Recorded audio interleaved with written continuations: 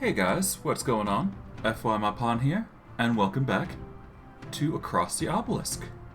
Since we last left off, we began our run with Bree, Gustav, Zek, and Nezglekt. In part 1 of our series, we managed to get through Act 1, 2, and 3, well, almost through Act 3. And yeah, the hope is that we finish up the round this time, and I guess we'll see what we do from there, because honestly, I'm not sure. Honestly, I might just start a new run and just go from there. But I digress. I hope you guys enjoyed today's stream, and let's just begin. Now, if I recall correctly, yes, it's Madness 2 here. Yep, there we go. Now, if I do recall correctly, yep, we are at the palace stairs, and we are going to be starting off with a boss fight. So that's sure to be interesting. And if I'm not mistaken, we are a Madness Shadow build for the majority of my crew. So that is something worth noting. So let's just get into it and see what happens. As you go up the stairs, you see the Frost Calamity resting in front of the frozen palace. That's a dragon. You realize it's not just any dragon. It's Feyborg himself. This ancient dragon roamed these lands and gave them their name many centuries ago. Feyborg is blocking the way and doesn't even bother to come after you. The cold is extreme, resting is almost impossible, and your only option is to try and defeat him. Alright, we can either use the magic torch to regain strength, or we can just attack immediately. I'm going to attack immediately because we don't need the healing, and if we ever need to, we'll use the magic torch later. Let's just hope for the best. Sooner rather than later is probably for the best, ultimately. Ah, pain.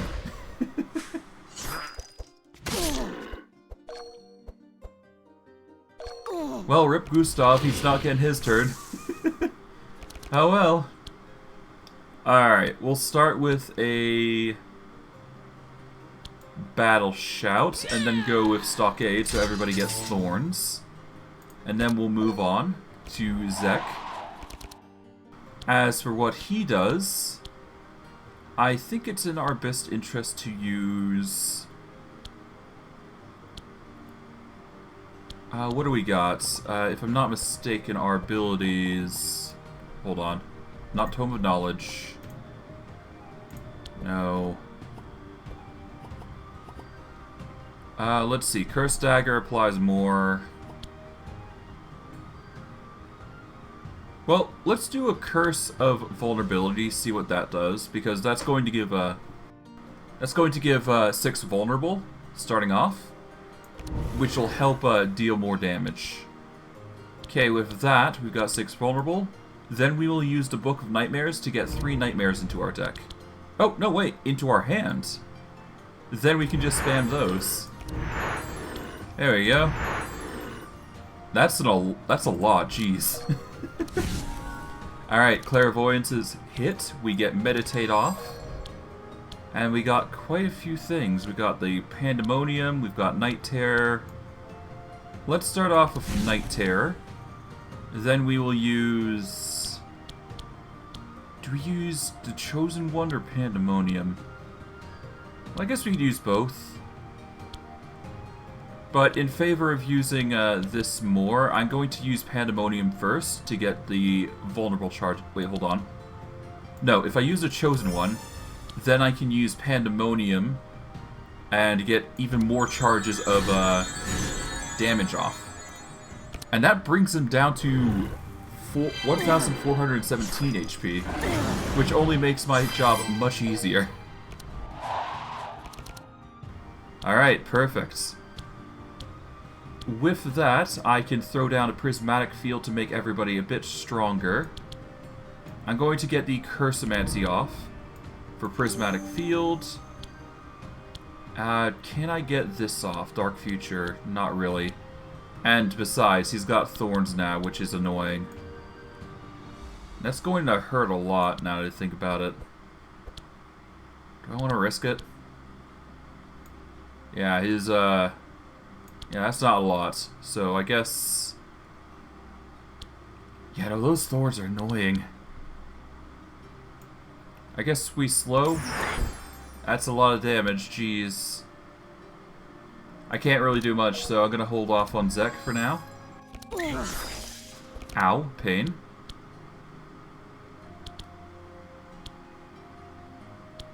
I can't do anything to... Well, I guess I can do the Sarcastic Sonnet.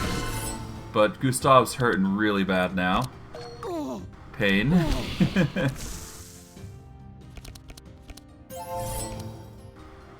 Alright. Command and Conquer will get more block, and we'll get healing for this, so... Let's do Command and Conquer. Let's use the Standard Bearer to get more Thorns. Barbed Wire will get us more, healing going. Spike Shields, and we'll end it off that. There we go. Let us use... I think I can Purge? No, I cannot. That does suck, though.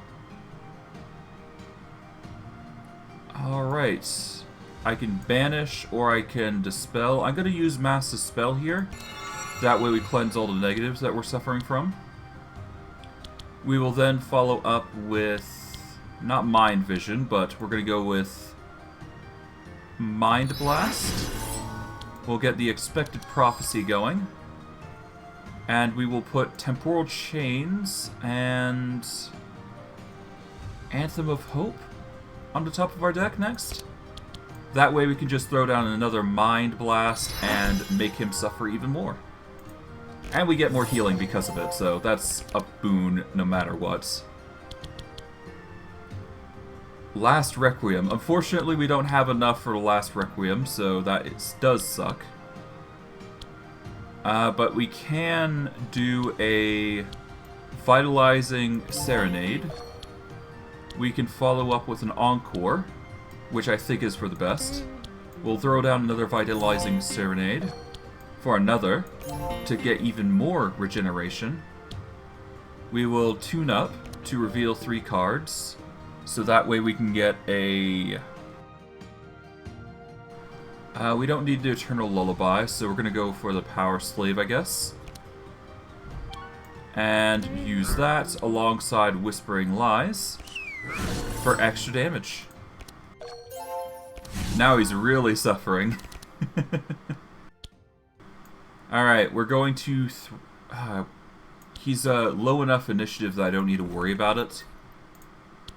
So what we're going to do is we're going to use the Anthem of Hope to get ourselves some block. And we're going to use Clairvoyance to increase the sight charges even more, which will make things nasty for him. Which is another plus. Ah, perfect. We've got a bunch of cards, and I'm not sure what to go with. What's in our deck? We've got Infestation, Nightmare, and Shadow Bolt. I guess I can use Vampiric Tutor here. Do I, though? I think I go with a Dark Ritual on Zek. That way he gets more mana for next turn.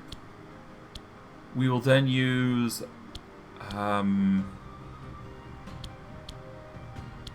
I guess Curse of Madness. So that way he suffers significantly, and we just leave it at that. Because the more madness he's suffering, the better the heals from Nezglekt, which is paramount for the build. Alright, for Bree, we are going to start activating the defensive stance, or strategy, I should say. We will throw down a Barbed Wire. Our Intimidate's doing really well, though. Do we need to use the Intimidate, though, here? Not really, but we will definitely use the Blood Rage here. And we can then use Battle Shout. And we will follow up with a Spike Shield for extra block. And because Thorns, it's just going to whittle him down significantly. Alright. A Okay, now he's getting to the point where initiative's like crazy. Well, it shouldn't be that big an issue. Gustav got delayed because paralysis, but that's fine. Next 6 curse spells. Put a plague rat in your deck. I can work with that. We'll start with that. We'll then do another dark ritual for Nezglekt, for his sake anyways. We will follow up with a nightmare to apply more dark. And then we'll follow up with a shadow bolt. There we go. We don't exactly have a curse, but we'll get to that in a bit. Alright, Anthem of Hope. We'll get some more card draw for next turn. But before we do, I'd like to use Expected Prophecy. Alright, we'll get rid of Banish, and I guess we'll put... what next turn? Oh, we got X equals target's insanity times half. Alright, well, we've got 6 mana currently, so 1, 2, 3, 4, 5, 6. So we would only need to get rid of Anthem of Hope and Clairvoyance for now. Which is fine. Alright, we're not going to be using Mind Twist just yet. It seems he passed off the insanity to us, which is annoying, but we should be able to make it work.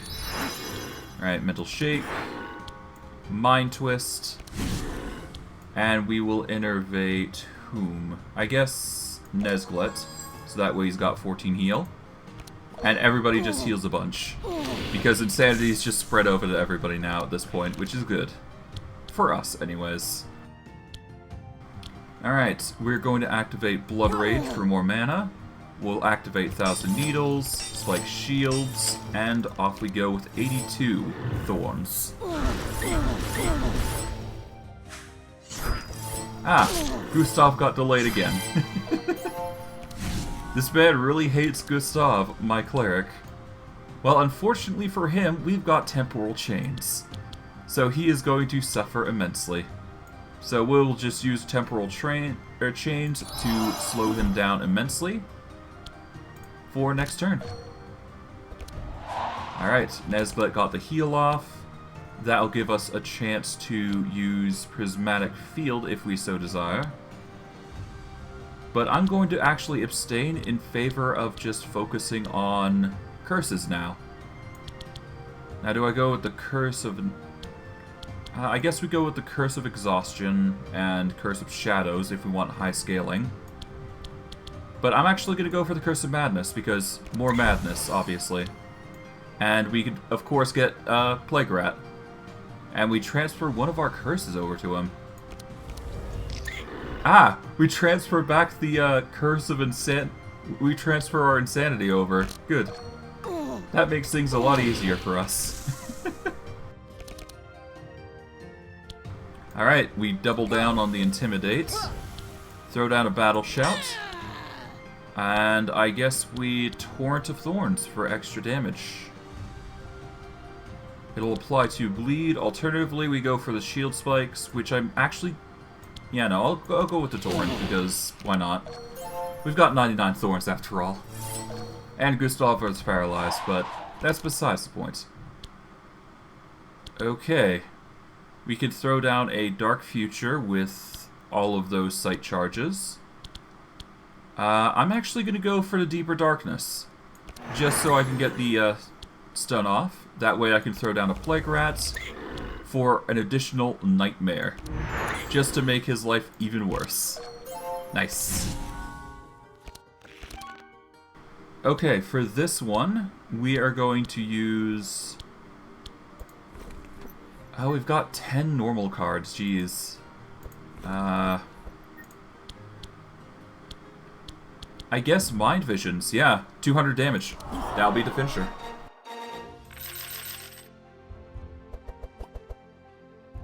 Alright, let's see what we got. We've got things like Holy Aegis, which we don't need. Celestial Brilliance, Radiant Assault, we don't need those. Curse of Weakness. If I'm not mistaken, this is a good card. And it's a burn, so it's all the more reason I should grab it. We are currently looking at a 4-card, 3-mana types.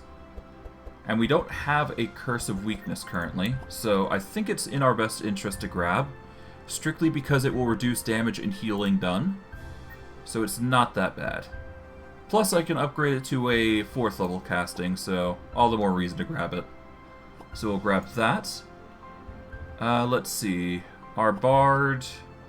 Reverberant Verse, I do believe we already have. But let me check to be sure. Whispering Lies, Tedious Poem, 2-up. We actually don't have Reverberant Verse. And it's not specified to any specific monster. Well, let's see. It applies 9 of sanity and 27 damage, technically. Alternatively, we can upgrade it to focus on the front monster if we want to increase the insanity charges. I think I'm going to grab it. Why not? I might be able to get some use out of it yet, so we'll grab that, I guess. And we'll probably replace it with something else that we have in our deck. As for Bree, Battle Plan is usually a staple card for us, because it will help shuffle the cards to some degree. So I think it's in our best interest to get the Battle Plans, even if we haven't decided what we're going to do with them. Alright, Battle Plans, and then we're good.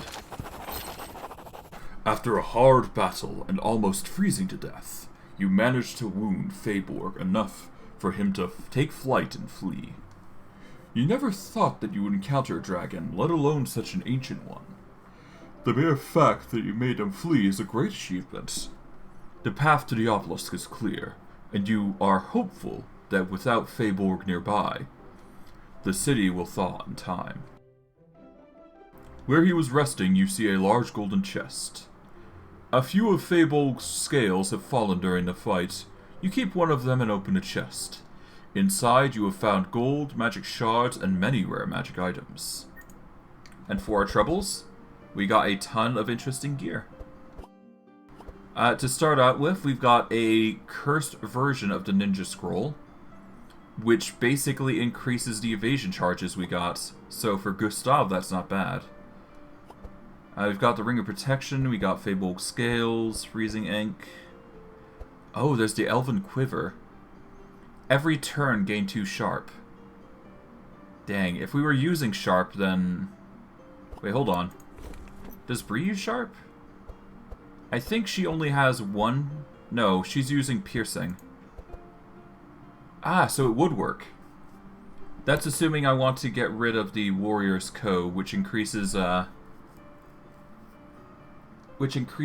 block charges and vulnerability charges.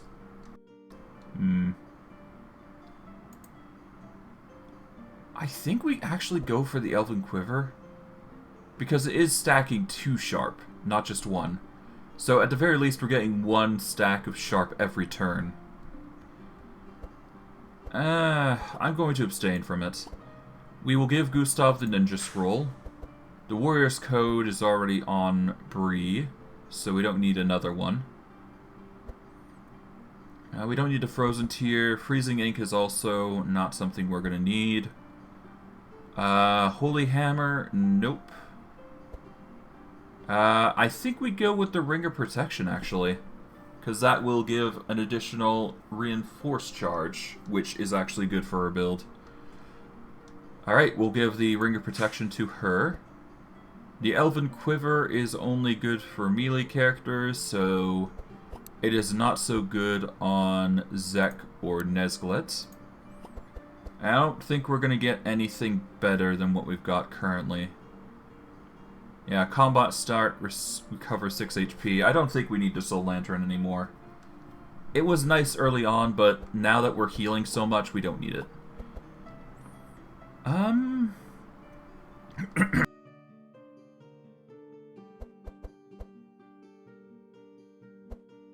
Well, I guess it's a good replacement for later on. As for Nezglekt, we are fine with tourist map, I think, so. Yeah, I don't think we're going to be planning on playing any books.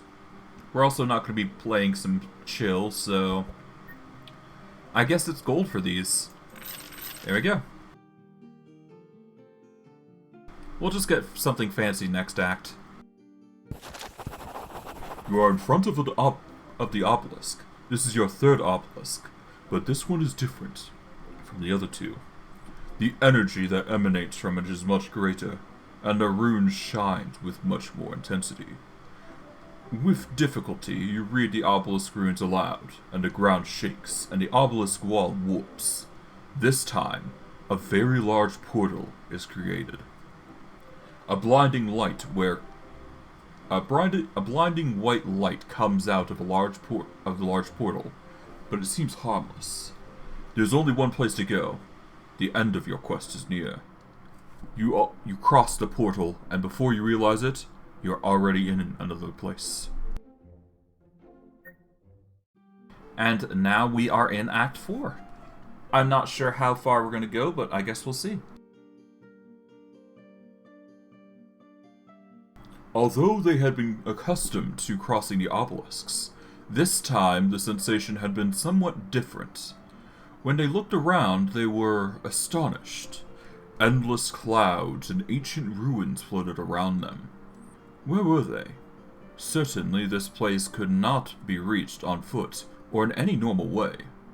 The ground could feel how intense the magic was, and without a doubt this had to be Lord Hanshek's goal with the obelisks. On the horizon, they saw a large staircase rising above the clouds. That was where the group had to go to find out what Lord Hanshek was up to. Alright, perfect. We are now in the Void, Act 4 with Madness 2. That's not bad. And because we have the Magic Sapphire, it gives us more of a reason to go north than south. So let's go to Voidlow and see what we got. Alright, first we check out the armory, see what we got here. We're fine on pets, so we don't need to worry about that. Spike shoulder pads. I can't deny it's tempting to grab this. We've already got the Porcupine, which is already giving more Thorns, so that's good. We've got Cloak of Speed, which gives speed +2, resistance is 14, and all that jazz, so that's not bad. I could give it to Gustav or Zek. Either would work, but I think I'm keeping the gauntlets for a little bit. Okay, so let's give the Cloak of Speed to Gustav, I think. That would be the best interest. Bloodstone. When you apply bleed, recover 2 HP. We don't have a bleed build going on, so not that great. Greater HP potion. No, we're fine on that. Alright, I guess we'll start with Gustav. Gustav will receive the Cloak of Speed. As for Bree, I've got to choose. Do I want more Thorn charges, or do I want to just focus on the breastplates? Honestly, the scale of Thorns is actually doing really well, despite the fact that we got Thorns. And I think the breastplate has been saving our life in more than one occasion. So I'd say we keep the build. As for the Dreamcatcher, that is a shield buffer. We don't actually use shields for our build, shocking enough. Technically we could, but I don't think we do it enough to actually warrant it. So I think we don't grab anything else here. As odd as that sounds. Besides, we got the tourist map. Every 2 turns we gain 2 fast, so... Nezglekt's doing pretty well. Alright, first and foremost, let us start by removing cards to see if we want to get rid of anything. Let's see.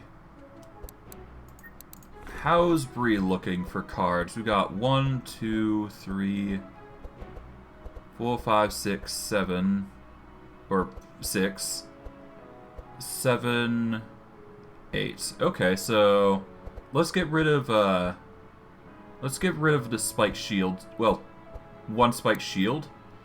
Thanks to the battle plan, we should be able to compensate for additional cards. So wait, so it's like, so draw 2, place 2. If we upgrade the battle plan, it's going to be a bit better, so let's see. This takes 1 card, so we got a -1, 0, 1, 2, 3, 4, 5, 6. Okay, so we need to get rid of 1 spike shield at least. Alright, let's remove 1 of the spike shields. That'll be the build for Bree. Alright, Gustav is a bit of a cluster of items. So let's see what we got. Alright, we got 1, 2, 3, 4, 5, 6, 7, 8, 9. Okay, so he's got 9 cards. As long as we can cycle, we should be fine. But let's see. We should probably get rid of 1 annoying whistle. We should probably get rid of duplicates.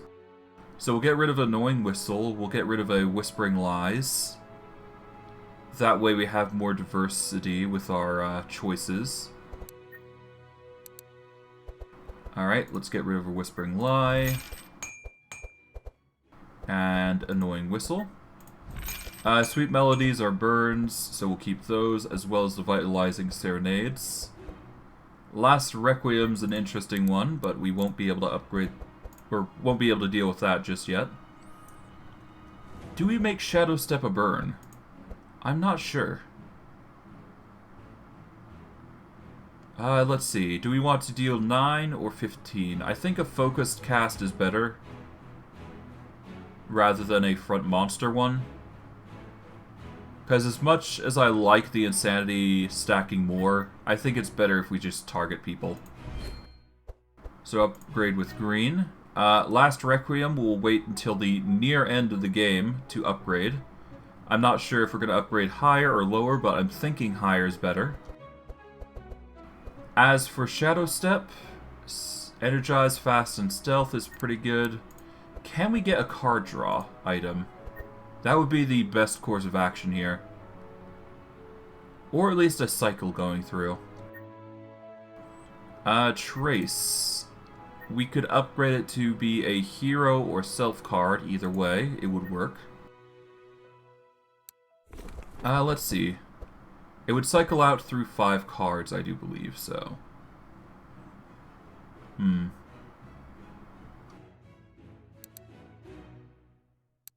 No, I don't think that's the type of cycle we want. Scavenge, let's see. Pick 1 from your discard pile and place it on the top of your deck. I mean, this would be pretty useful to organize the deck, I suppose. But again, it's only 1 draw, so it wouldn't ultimately help us long run. We need an actual draw, essentially.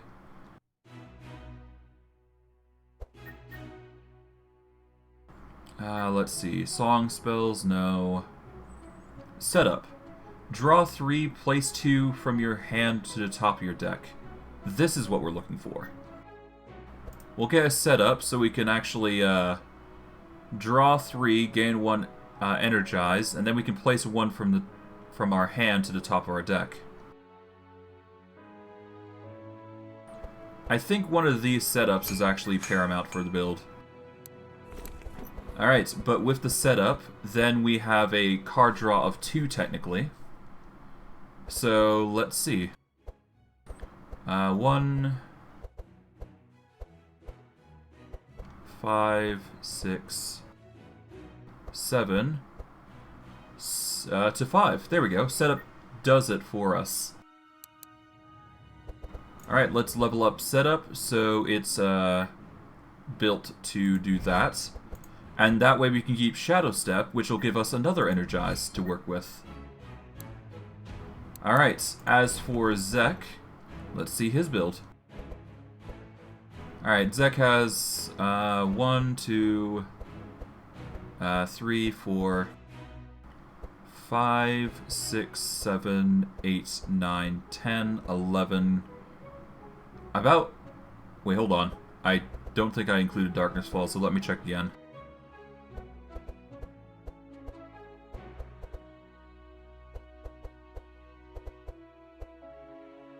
Alright, so we got 12 cards in Zek's deck, which is a bit too much. So let's move over to Zek. He's got a bit too many cards for my taste, so let's see, what can we get rid of? I think we can get rid of 2 Nightmares, because we do have 7 1-cost cards. And as much as I like the Nightmares, they're only going to get in the way. Besides, we get plenty of them via the Book of Nightmares, so all the more reason. Technically, I could get more Books of Nightmares and just go from there, instead of relying on Nightmares here. Using 2, or getting rid of 2 Nightmares brings it down to a 10. So remove those. Alright, so we've got 5 other cards that we gotta get rid of. Alternatively, we get a card that's going to help Zek shuffle the cards. So that way we got 5 cards and more, and we just cycle through 5/5. Which I could see working for us instead. Let's see. Reveal 2 spells from your draw pile and put 1 into your hand. Discard 1 spell.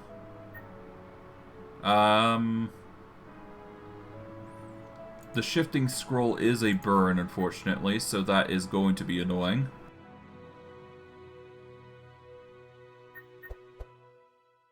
What else is there? Clear instructions. Discover, no. There's the Electricity Manual, which is not going to help us. Necrotic Burst is nice for our discard pile, but not good otherwise. What else? Nope. Okay. We've got Evocation, which is a good spell. Not what we're going to use, though. Icicle, no. Here we go. Here's some things. Encyclopedia. Discover 6 and shuffle 2 into your deck. Cost reduced by 2. No. We can get the Tome of Intellect to get more shuffle. But at that point, we might as well just get a transmission to get the Inspire constantly. Which is not what I'm hoping for. What else we got? We've got Fireballs, Deeper Darkness.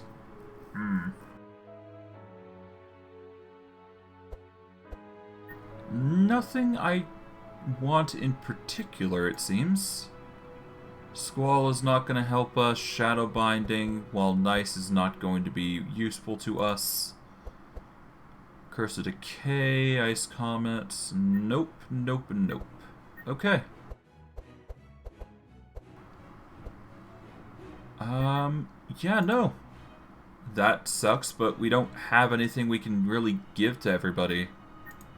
Unless we start making some of these cards burn, which actually might not be that bad of an idea. Let me change the upgrades to burns. Let's see. Alright, that would go to all monsters to monsters. This would apply... Yeah. That will downgrade it a little bit. This will downgrade. I think it's just better I keep the cycle going, honestly. It works for me right now, so no reason to complain after all. As for Nezglekt, he is an interesting guy. Let's see.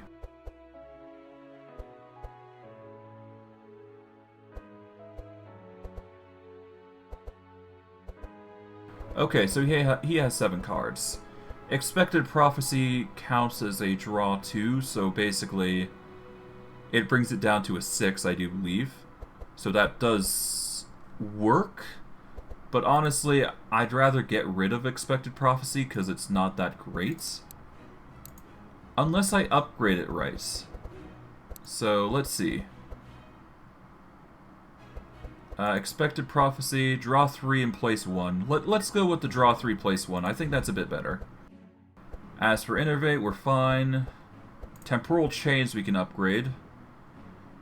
Do we upgrade it to a 4? It would apply too slow. Let's go with the apply 2 slow and 7 insanity in favor of the lesser version. I think that's a bit better than just leaving it alone. Alright, and from there, now we can upgrade the Innervate as we see fit. We can either make it a 0 cost, or we can make it a 1 cost, and just heal more regeneration. I'm going to go with a 0 cost, strictly because of mana saving. Because it's a good passive spell to have, not an active one. Now, if I'm not mistaken, we have, yep, Last Requiem. We're going to spend our money on upgrading it with the 9th cost. So that way it's going to be essentially our last Serenade, as it is. There we go. And if we get lucky with the setup, then we can just plan the Last Requiem as part of a round 3 use, which will be nice. Okay, items we're basically golden on. Gustav, let's see your items. Do you have anything that's going to help here for dodge? The closest thing you got is Ballad of Evasion, so I'm going to see if I can't get you some more evasion before I finish off. Let's see. Evasion, evasion, evasion. I guess Deflect would get upgraded to evasion, but that is not going to help. I could do some caltrops. That is an option. But no. No, no. Let's see.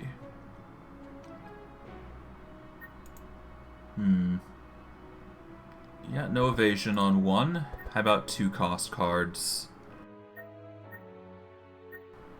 Nope. Nothing on the 3rd tab, it seems, as well, for evasion. Oh, here we go. Acrobatic Strike is an option, but I'd rather not use Acrobatic Strike if I can help it. Ballad of Conquest would be interesting, but not a needed item once again, like I said. Healing Serenade. You know, that Healing Serenade wouldn't be that bad. It's on par to a Vitalizing Serenade, it looks like. And it does heal and dispel curses on us, which is pretty nice.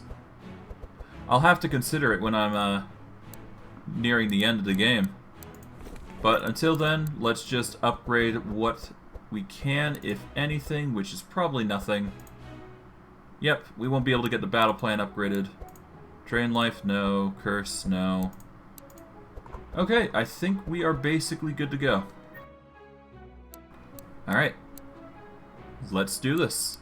This is our last hurrah, I suppose. As for where we are going to build up to, I'm going to make my way over to the Sacred Forge, specifically. And then we will go to the library to see if we can pick up something interesting there. Then we'll go down and go to the Twin Tower to get our way to the Way Up event. Unfortunately, we can't access the treasure in the middle, so that is just going to be something we're going to have to live with. But we should be able to go northward rather easily. So let's do this. Noxious Parasites. Immune to poison, but shuffle hatches into everybody's deck every round. Their damage also increases by 4. I think we can manage this. I'm not 100% certain, but a Parasite isn't that bad for us. They only have so much HP after all. We could also get the exotic equipment shop as well, if we wish. But I'm going to go for the Noxious Parasites this time around. Alright, let's take these vanguards out. Let us start with a Power Slave. Throw down the Vitalizing Serenades for extra HP going through. We won't be able to use Neverending Story or Last Requiem, but that's fine. We can worry about those later. Alright, they're trying to take us out.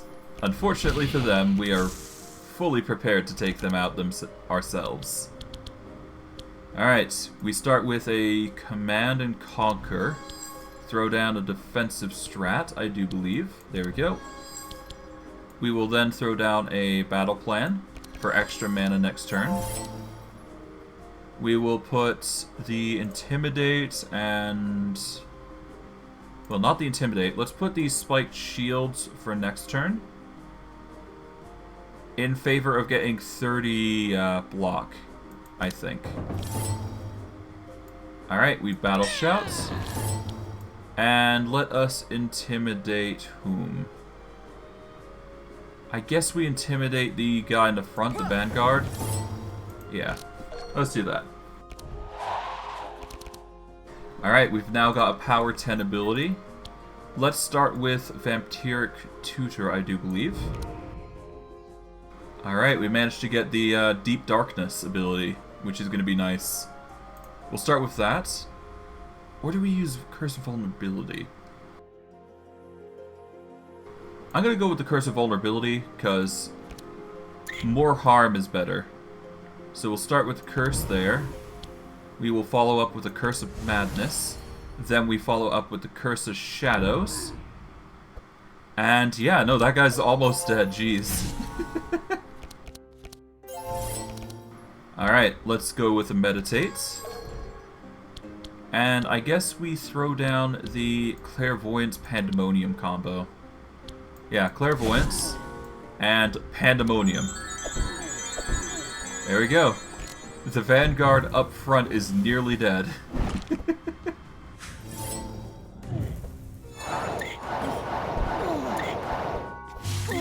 Well, of course, we're going to have to deal with the spiders, but that's fine. We'll manage. Alright, we've got the Reverberant first. So let us do with an Encore. We'll then start with the Reverberant first to take out whom? I guess we target the Vanguard here. There we go. We'll do it again for extra swing. We'll do a Sweet Melody on, I guess, Gustav. So that way he's got some healing going for him. We will then do a Whispering Lie on one of the Vanguards, so at the very least we're not suffering as much. Alright, Bree's suffering a bit, but that's fine. We'll live, I think. Yeah, the spiders are not that bad. They're like 28 HP. Alright, we'll throw down a Curse Mancy. We will use the Book of Nightmares to get 3 bolts. Or do we want... yeah, no, we'll use this so we get 3 Nightmares going. That way we can start focusing on this dude here. And take him out, or at least get him to a sizable level of damage. Alright. We start with the Chosen One, I guess. And we'll go Mass Dispel. Banish. No, we don't use that. Alright, we wait patiently. And yeah, the massive heal came in clutch. Nice. Okay, from here, we just use... I guess we use Barbed Wire to get more defenses. We'll use Blood Rage, so that way we can get Shield Wall on Bree.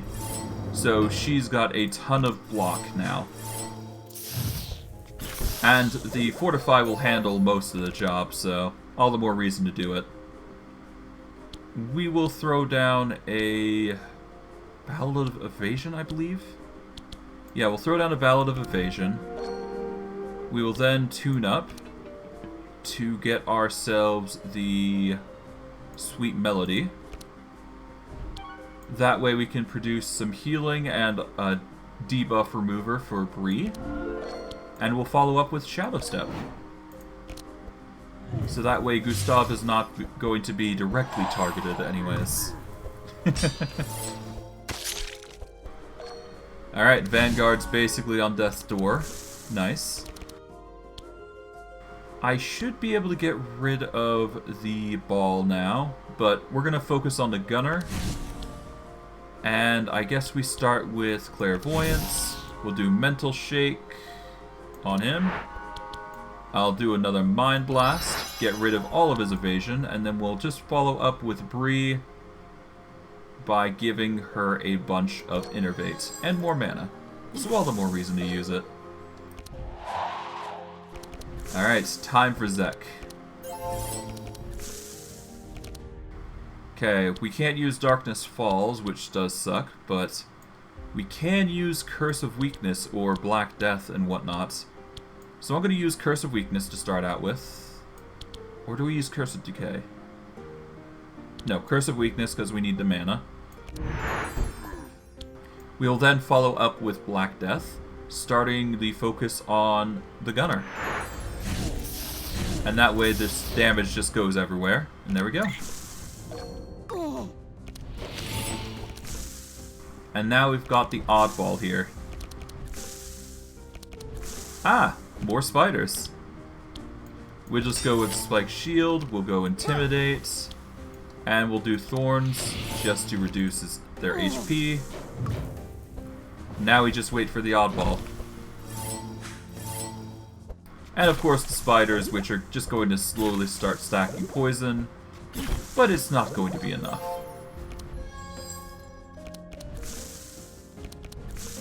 Yeah, they stand no chance. Ah, Eternal Lullaby. Just what I think I needed. Do we start with a setup, though? Well, it would give us more mana. Alright, let's do a setup. Let's see what we got. Let us set up Reverberant Verse for next turn. We'll then use Heavy Metal and Eternal Lullaby. There we go. Everybody's getting low health. A nasty proclamation. Alright, we throw down Infestation. We'll use Curse of Exhaustion. We'll use a Plague Rat to see what we get. We managed to get Drain Life, so we use Dark Ritual to get us more mana for next turn. Still not going to be enough, though. Oh, even more. That's not good. We will use a Battle Shout here, Barbed Wire, Spike Shield, and get Blood Rage going so we get more mana for next turn. Just in case. You never know. Alright, I guess that just leaves dealing with these crooks. So we'll start with you. Then we'll go to you. Get Expected Prophecy, see what we got. Let us put Innervate on our top for now, and go from there.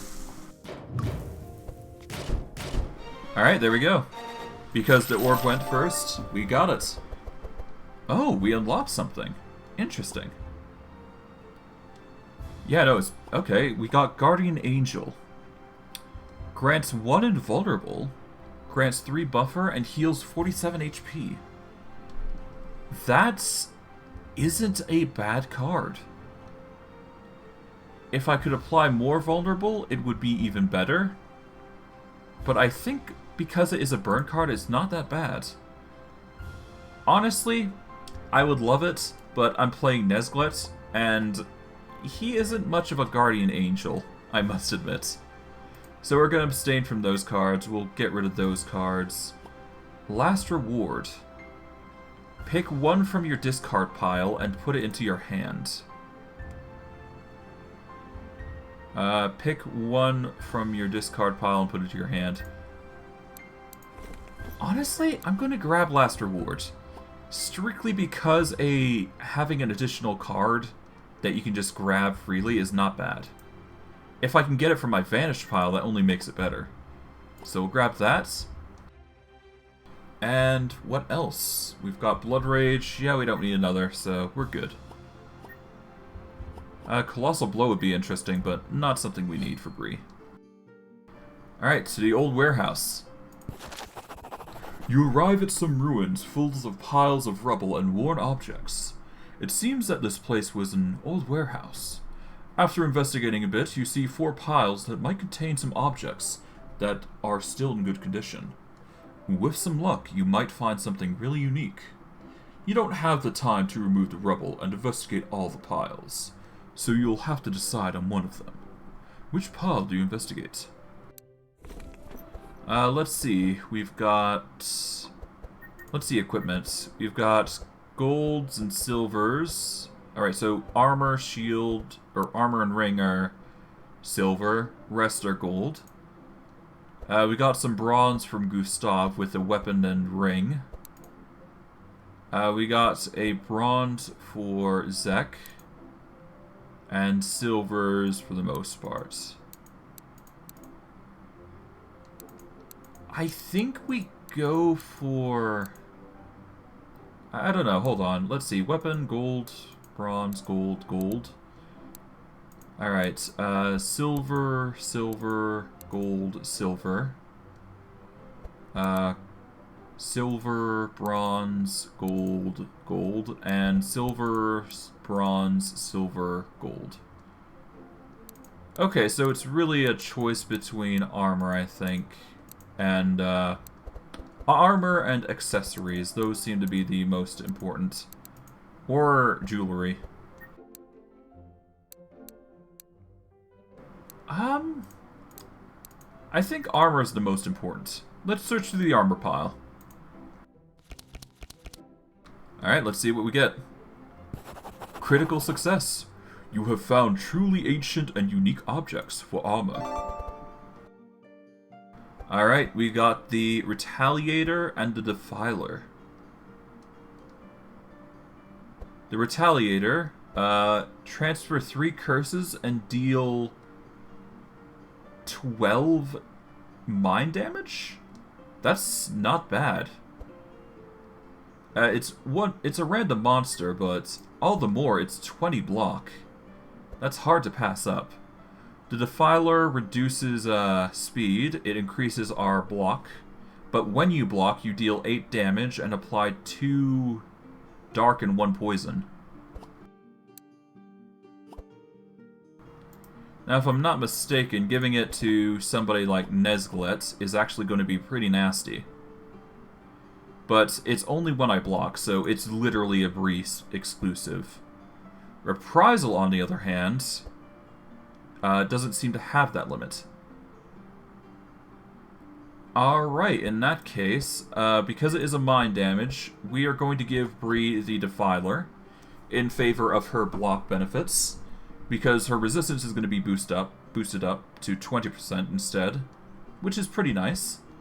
So we'll get the Defiler for her.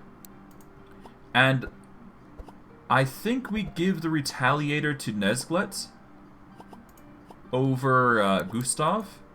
And while Zek could use it, it only does mind damage.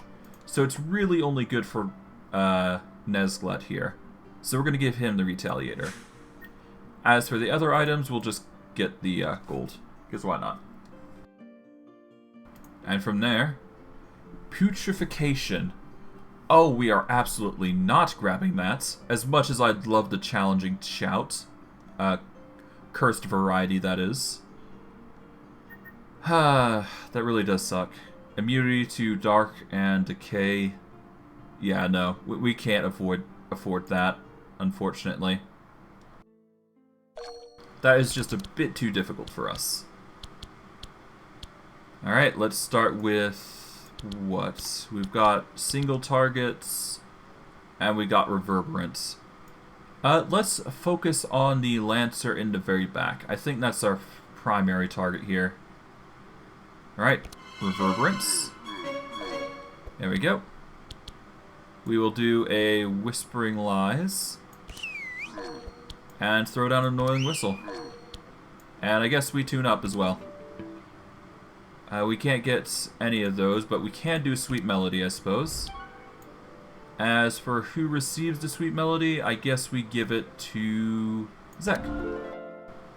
The healing is going to be absolutely useful. Alright, Countermeasures has given her a ton of Thorns, which is golden. Ah, right. Thorns. Not a fun thing. Well, at least we got barbed wire to compensate. Let's throw down a battle plan. That way we can save shield wall for later. And I guess we could save intimidate for later as well. So we're going to need at least 6 block. Or rather, let's see. So we get 8 mana, so next turn we get 6 if we use both spiked shields here. So we'll use those. That way, next turn, Bree will be able to get the reinforced block off. Which will help her immensely, I'm sure. We'll start off with an infestation. We will then throw down the curse of... is it the curse of weakness, I guess? Yeah, we'll go curse of weakness on the Lancer in the back. That way we can use a plague rat. Perfect. I guess we use the vampiric tutor here. That way we get something interesting. Alright, we get the curse of vulnerability. Or the curse of decay. We'll go with the curse of decay because it's a bit better. Damage-wise. We use that. We use another plague rat to see what we get. And we got Black Death. Alright, I guess we focus Black Death then. Boom, boom, boom. And I guess Plague Rat draws another, but I don't think we're going to get anything 0 cost, so... Well, I guess it transfers 1 curse, but we'll use it anyways. Okay, nothing too special. Good.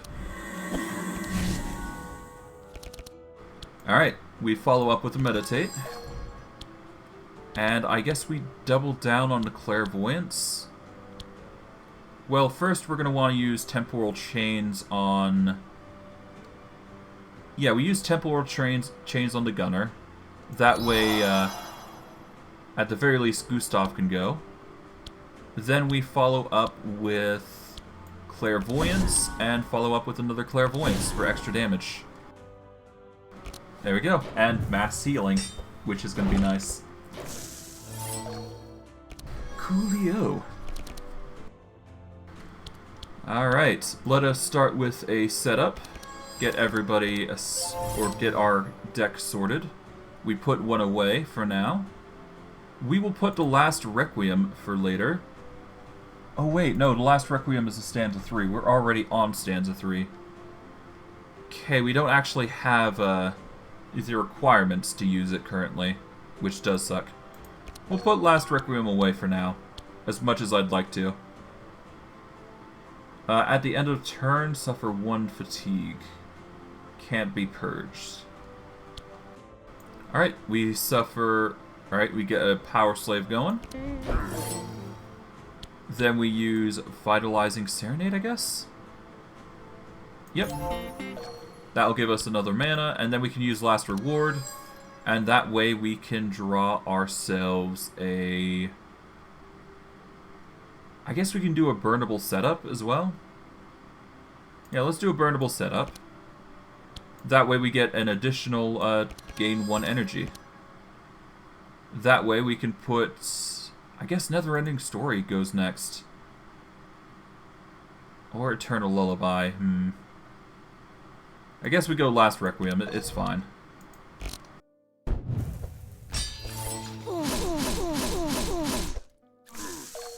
Ah, he hurt himself. Alright, we start off with Cursemancy. Let us throw down a Curse of Exhaustion on somebody. I guess we go for the Lancer? Oh, but he's already slowed, so that wouldn't matter. I guess we can slow down the Vanguard next. It certainly wouldn't hurt to do. We do have 3 mana though, so we should keep that in mind as we're going along. Instead, we're going to use Dark Future. But first, let's use the Curse of Exhaustion on this dude. And then we go with Dark Future. And Plague Rat just gets Darkness Walls, which, it's alright. Okay, let's see. Let's go with Night Terror on the Gunner. We will get the Anthem of Hope going. Mind Visions is nice, but not something we're going to need just yet. We'll just give that buff to Bree. Let's see. Night Visions, 13. No. Expected Prophecy instead. Let's see what we got. Let us put Mind Visions for later, in favor of using Mind Blast or Mental Shake. Let's go with Mental Shake and Mind Blast. There we go. Even more insanity.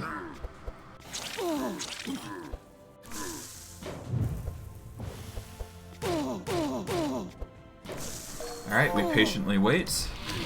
Quill Rain's going clutch. Poison slowly stacking up. And now we can use the shield wall freely. Alright, before we do, let's use the Command and Conquer ability. Then we use Spike Shield. And then we follow up with Intimidate, doubling down on the Lancer. And there we go.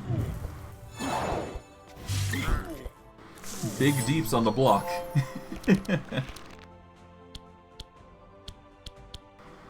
Alright, we don't actually have enough ability to do something here, so that does suck. We can use Heavy Metal, we can use Encore here, and then we use Vitalizing Serenade twice for extra damage. It's not complete benefit, but it does the job. Plus the recovery helps, so all the more reason to do it.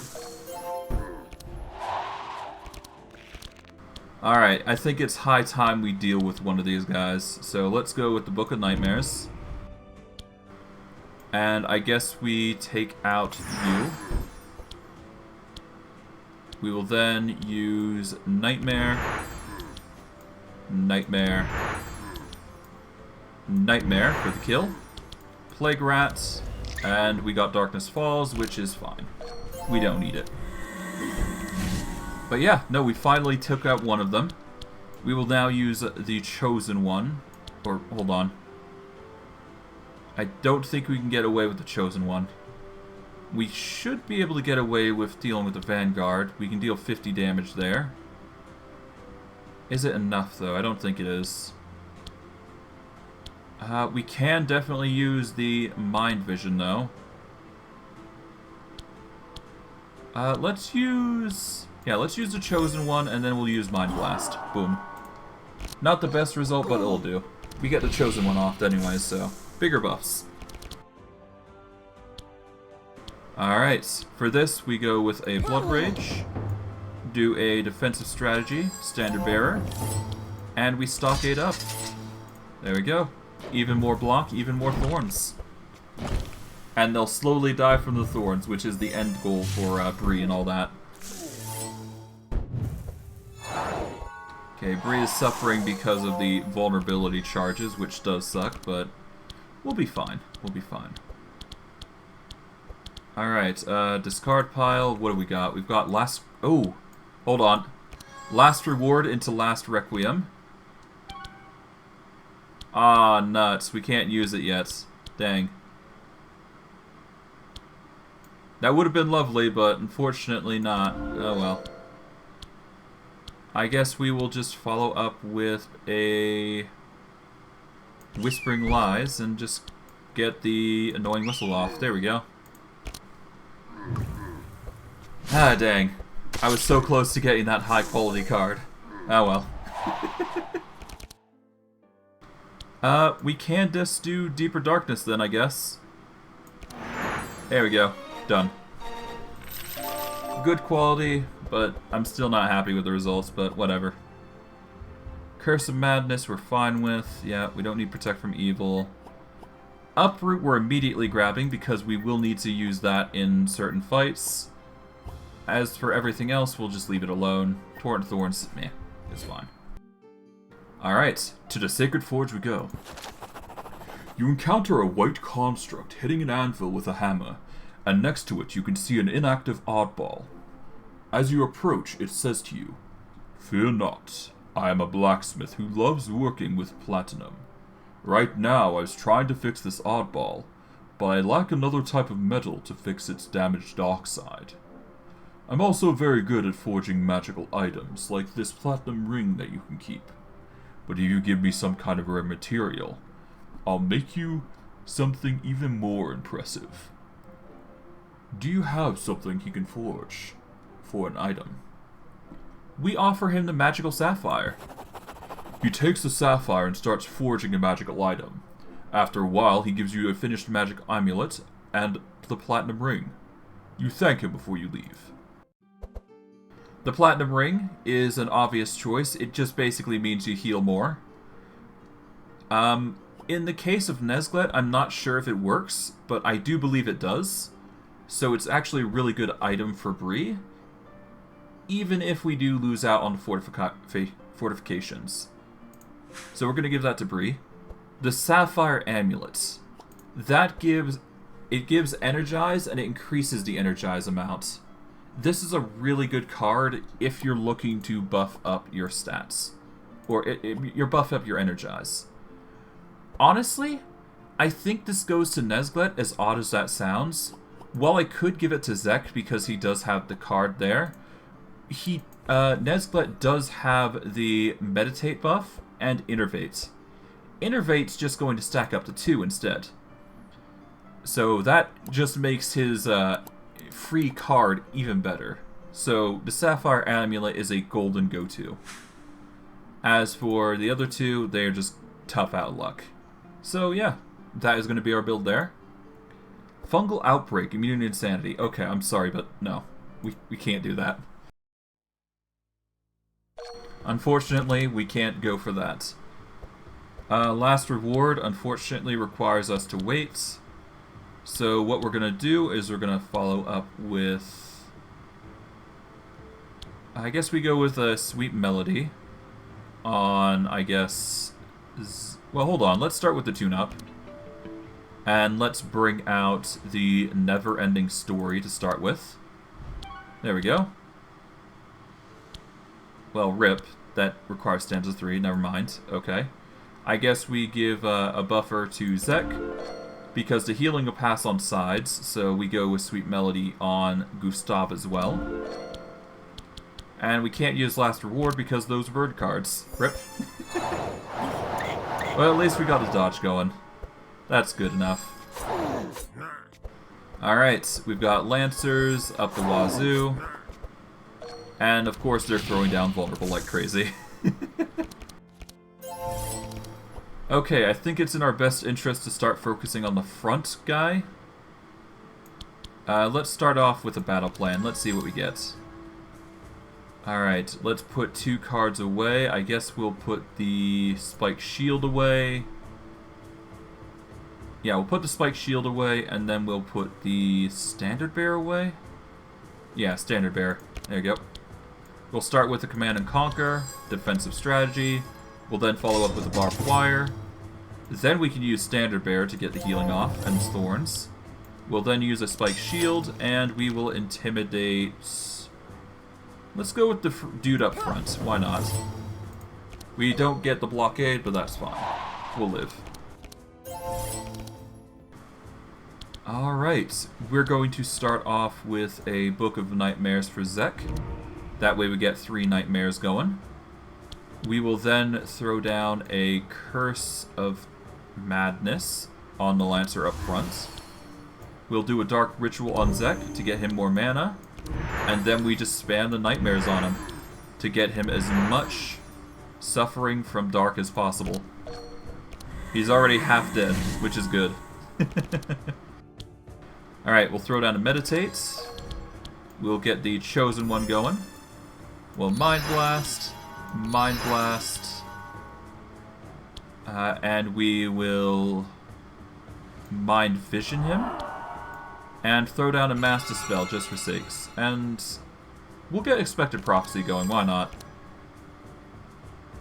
Let us put Pandemonium on top of our deck.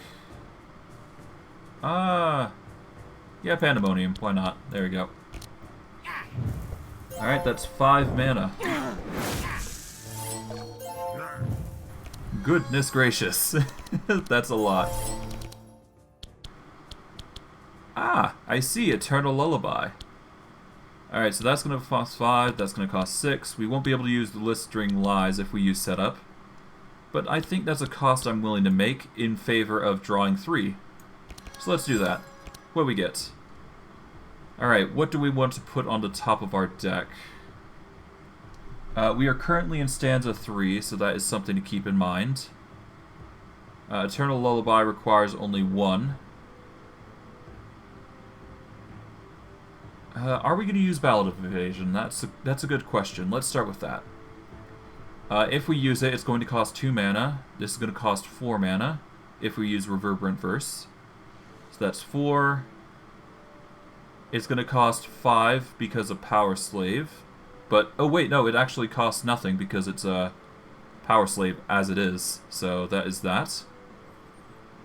So that would be a 4 cost, so 6 cost. Okay, so we can get Eternal Lullaby for next turn then.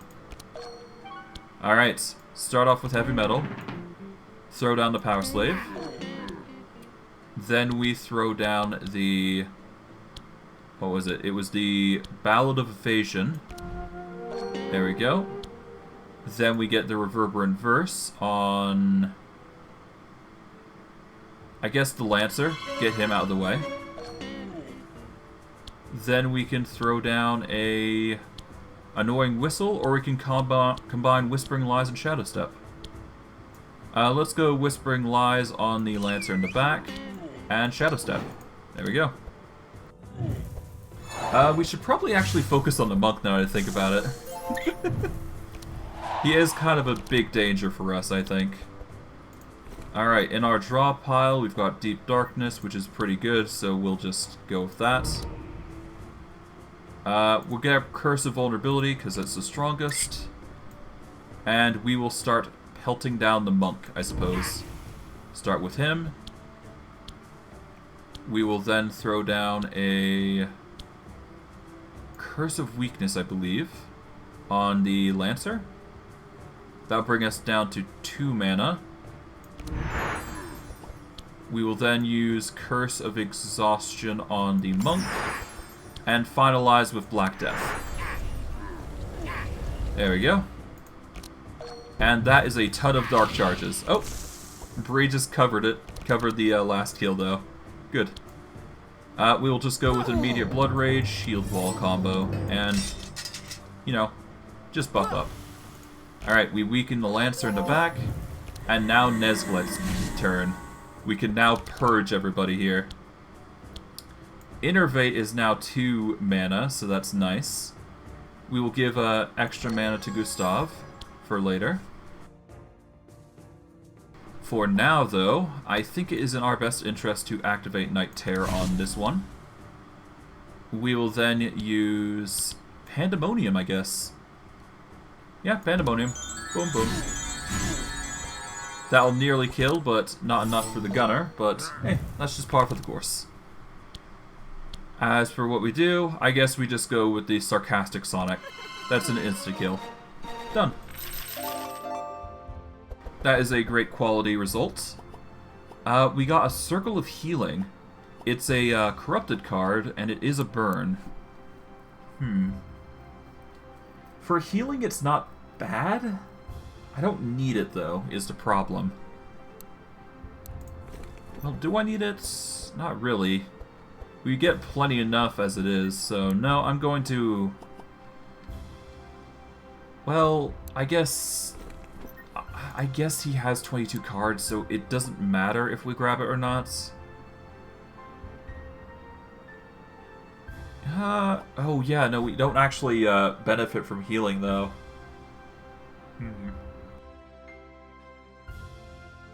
Well, hold on, let me check. Nezglekt, not perks, I need level traits here. Yeah, no, the heal just doesn't get any bonuses, so I can technically grab Circle of Healing if I wanted. I mean, we're getting extra mana, and if we do use it, then it's just going to heal everybody, so it's not bad. Yeah, we'll grab it. Why not? Worst case, we get rid of it sooner or later, but it's fine. Equivalent exchange would have been very nice with Zek if we could get that ring from Nezglekt, but That's fine. We'll just grab shards, shards, and shards. Done and done. To the library. You arrive at some ruins where you find a large stone shelf with books that look very old. There are also remains of several books and scrolls scattered everywhere, so you deduce that this was a great library in ancient times. Most of the books turn to dust just by touching them, and you don't know how to read the ones that are left, or they are missing pages. After searching for a while, you only find a large history book, a few scrolls that might be useful to you, and a couple of books that catch your eye. What do you want to do? Oh, the Cursenomicon! Discover 3 curse spells and shuffle them into your deck. They cost 0. That is nasty. You know what? The Cursenomicon just seems way too powerful to pass up. Yeah, Scroll of Fence is a corrupted card. Yeah, no, the Cursenomicon. We're giving that to Zek. There you go, buddy. It's amazing that Zek found this cursed book here. He keeps it without a second thought. It is time to move on. Yeah, no, Zek got lucky there. Jeez. Thunderstorm. All monsters gain 5 electricity damage, they get electricity resistance, and they get storm. I think we can actually manage it. Do we want the rare shop, though?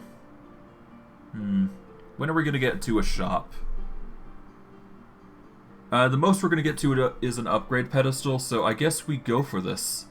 As much as I dislike Storm, it's just going to be helpful. We need to do this.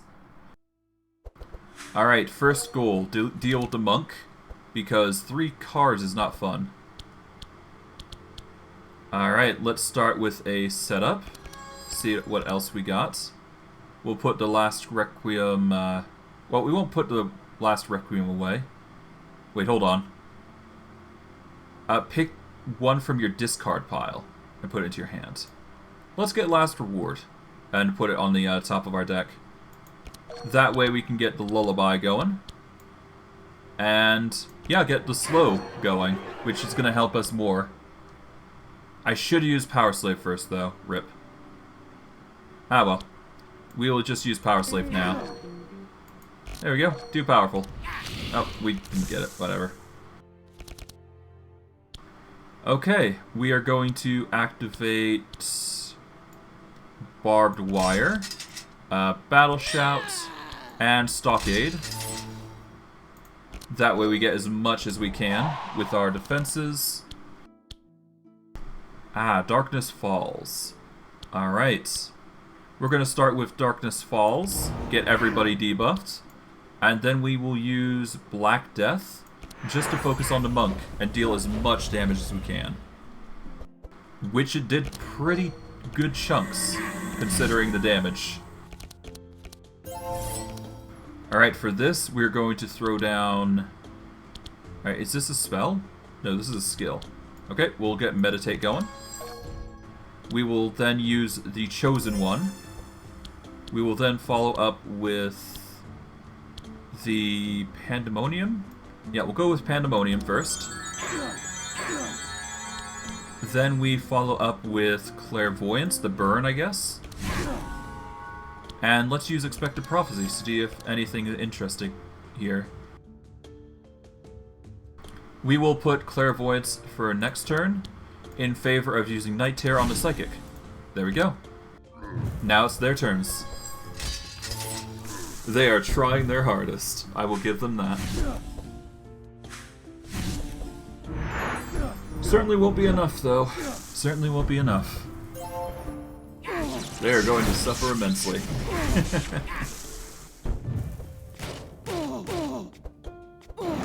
Alright, that is them dealt with. And the oddball is, yeah, he's nearly dead. Good. That makes our job easier. Alright. We won't be able to use Last Requiem, but we sure as heck could use something else here. Let's see what we got. We've got the Stanza 1, we got the Tedious Poem.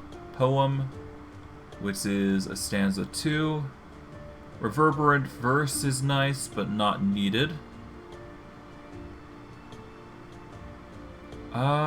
Let us get the Eternal Lullaby, actually. That's a good AoE, so we're going to use that. We will use Encore for this. We will start with a Shadow Step, and Eternal Lullaby for massive amounts of damage, and then Eternal Lullaby again for even more, to eliminate most of the crew here. Ah, the Cursenomicon, I see. Discover 3 curse spells. Nice. We will then use the Dark Ritual on Zek to get more mana. And now it's Nezglekt's turn. But by the time we are done, it's probably going to end with everybody's death. So let us start with Mind Vision. And Mind Vision. Boom. Turn's end. I should have healed, but whatever. We'll be fine. Oh fun, Mass Invisibility. Stealth 4. Well, it's a burn. I don't know if I grab it though. No. We're gonna get shards. I guess it is a corrupted card. It's hard to pass up 80% damage. Let's grab it. Why not? It's not like it's gonna hurt us. We'll just deal immense amounts of damage after all. And we'll grab shards, and for Bree... Push forward's nice, but it's not gonna be worth it. So let's just get shards. Alright, we've got a 30% chance. Oh, we got... Ooh. Ooh, that's really hard to pass up. 3 charges of Thorns. Every turn gains 7 Thorns. All resistance is 10. And max HP 35. Ooh, that's good. That's really good. Do we exchange it for the Defiler, though? Bree will be suffering more damage, but at the exchange amount, we're going to get a lot more Thorns, so I'm going to grab it. That's just too much to pass up. Alright, let's see. Golden Harp. Reduce the cost of the highest cost song spell in your hand by 1. It's good, but I think the Ninja Scroll is specifically for evasion. And it's 1 time a turn, you get 2 evasion. I'm going to go with the Golden Harp, though. I think it's a little better. But hold on, let me see. For every Insanity charge you apply 1 Darkness. We're going to give this to Gustav, because I do believe his deck actually specifies that he uses a lot of Insanity. So we'll grab that, I guess. Instead of the Eerie Ring, which... does suck that I have to replace, but he's only applying 1 dark and 1 sight, so... Alright, we'll give that to Gustav. Destroyer Gauntlets. All damage, +3, +1 to crack. Transforms damage to hammer, which helps with blunt damage. And damage with hit applies 1 crack. Max HP 10, eh.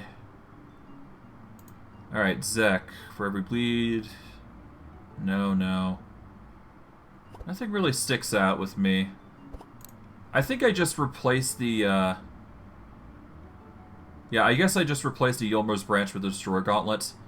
At the very least, his damage is going to convert. Well, no. If I do that, then the build just slowly cracks it away, which is not good. We'll go with the Golden Harp, though. Absolutely. We'll grab the Golden Harp. Scroll of Resurrection is not a good go for. I guess we could grab the Shackles of War for Zek, if we wanted. Do we grab it? Not really. Let's see, Soul Lantern, Resistances, Speed, Recover, 6 HP. Immune to Shackle. I don't use it enough to warrant it. And Frostfire, while nice, is not going to work, so... Alright, we're good on that. You are at the base of the Great Staircase, but in front of you, there are 2 colossal automatons blocking your way. The automatons do not attack you immediately. They seem to be on the defensive, and their only intention is to protect the staircase. No matter how hard you look at it, your only option is to defeat them in order to continue. How do you want to proceed? We're gonna try and rest and recover our strength because we are a bit low on HP, and even if the bosses do get a bit of buff, I think we can handle it. While you are resting, you see how the automatons reinforce themselves and increase their defense. Before it is too late, and without wasting any more time, you decide to attack them. Alright, it's time for Dawn and Dusk. Let's do this. Alright, we can't use never-ending story, so that sucks. Tedious poem, well, that's fine. However, we do have the Encore Internal Lullaby combo, though. So that's nice. Do we want anything here? I guess Vitalizing Serenade is nice, but not something we're going to use. Alright, let's start with an Encore. Oh, we can use Tedious Poem now. Interesting. No, we're going to use Eternal Lullaby twice. That way we can get as much Insanity and Slow off. And we're getting a ton of Dark Charges as well, so all the more reason that Gustav is now using them. Alright, let's start with a Battle Shout. I guess, get some powerful and defenses going. We use a Battle Plan. Let us put the Torrent of Thorns for next turn. And I guess we'll throw down the Intimidate as well. That way we can get the Barbed Wire and a ton of Spike Shield. So that way our Thorns are up to 51 already, which is good. Alright, we can choose from a plethora of many spells that we got in our deck, so let's go see what we get. Let's see if we're lucky. Curse of Decay, Curse of Weakness. We're gonna grab Decay, because it's the strongest spell. And I guess we focus on our front target here, who's suffering the most, I do believe. But before that, I guess we throw down the Darkness Falls combo. And we Curse. There we go. Big damage on Dawn. He is suffering immensely, surely. We will start with... Do we start with Meditate? I guess we do. He's already at 8 mana, going up to 9 now. Let us start with an Anthem of Hope. Let's get a Mind Blast going. Let's do a Mind Twist, I think? Yeah, let's do a Mind Twist. Get as much damage as possible going. And we'll leave the Mind Vision for later. Alright, now Dawn is the focus. Well, no, Dawn is not the focus. We need to focus on Dusk now. Because now we can't use AoE. Unless this works with AoE, I'm not sure. It's hard to say. Alright, we can use Last Reward to get Never-Ending Story if we so desire. If I can shuffle in Last Requiem, that'd be nice, but I don't think I can, which does suck. So instead, we're going to use this chance to get Last Reward active for Eternal Lullaby instead. Or do we use Never-Ending Story? This would apply 3 times, which would be nice.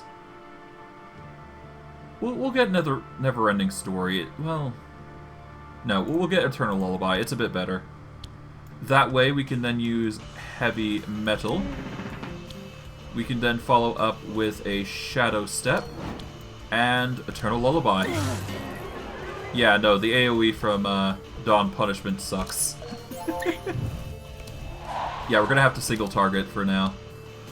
Okay, we throw down a Curse Mancy. Let us do the Curse of Vulnerability on Dusk, or do we use the other one? Let us use Book of Nightmares, actually. Book of Nightmares for 3 Nightmares. We will then channel more mana from Zek, and spam Nightmare. Boom. Ah, the pain. Oh well. Yeah, we can't use clairvoyance in this instance, but we can definitely use night terror, I guess? Yeah, let's use night terror. Why not? We can then use mind blast twice. We will then use mass dispel to clear up our deck of negative effects. Now, do I use clairvoyance? Am I willing to go through that effort? Not really. I guess I'll get one of the mind visions out of the way and go from there.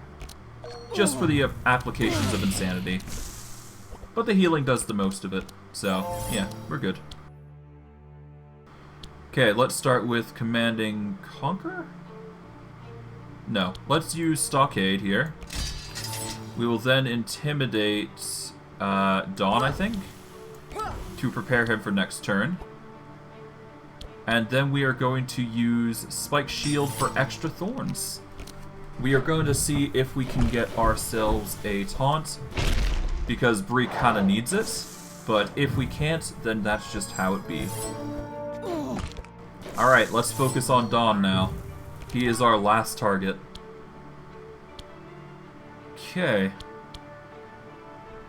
Do they have Thorns? No. But that is perfectly fine.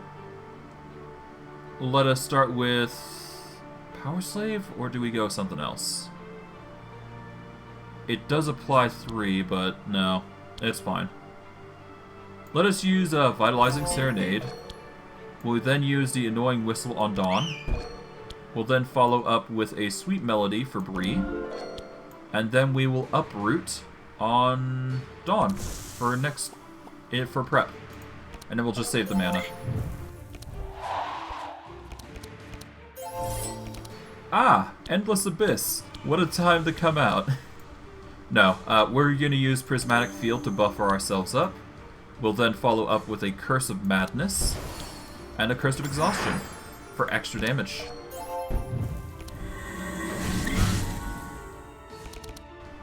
Okay, for this, we are going to want a Circle of Healing, I suppose. Just get it out of the deck. Never hurts. We're then going to Innervate on Nezglekt for next turn. And we will abstain on the well, actually, no. If we use Expected Prophecy here, then we can use Pandemonium here. Why the Innervate costs 1, I guess it's because of the card. Whatever. But yeah, no, we get Pandemonium saves for next turn. Alright. And there we go. Now we focus on Dusk, who is in the back. Let us use Blood Rage. That way we can use Thousand Needles, Barbed Wire, Standard Bearer, and now we've got a 778 Thorns. Good gravy. Okay, for Gustav, I guess we get rid of...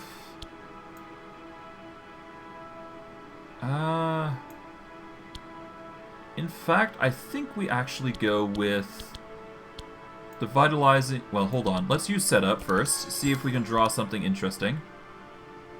Okay, we managed to get this. We're going to save Last Reward for next turn. That way we can draw something in particular, most likely. Yeah, we can get Last Requiem. Let's see. 4, 5, 6, 7.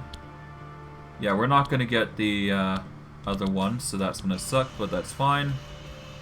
Let's use Vitalizing Serenade,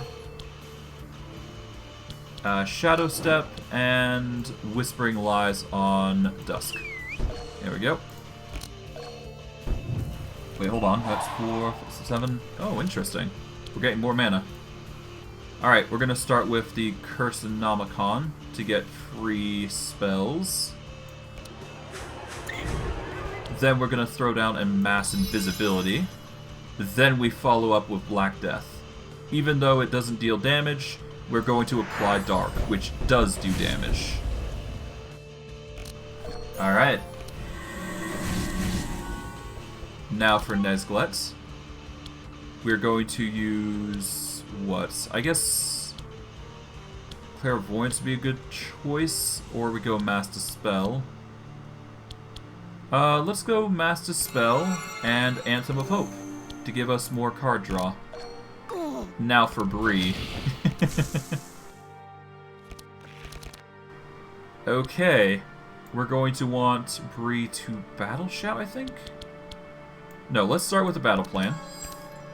That way we can put the shield wall for later, as well as the... Alright, well, let's see. We've got 3 mana currently. This will bring it to 5. So... 1, 2, 3, 4, 5, 6, 7, 8. I guess we'll save Battle Shout for later. Let's use Blood Rage. Let's use 1,000 Needles. And Command and Conquer. Strategy. There we go. Yeah, no, the damage is coming in clutch now because of a countermeasure and all that. Oh, that's nasty. That's nasty amounts of damage. Ah, perfect! Last Requiem is 1 cost away. Good.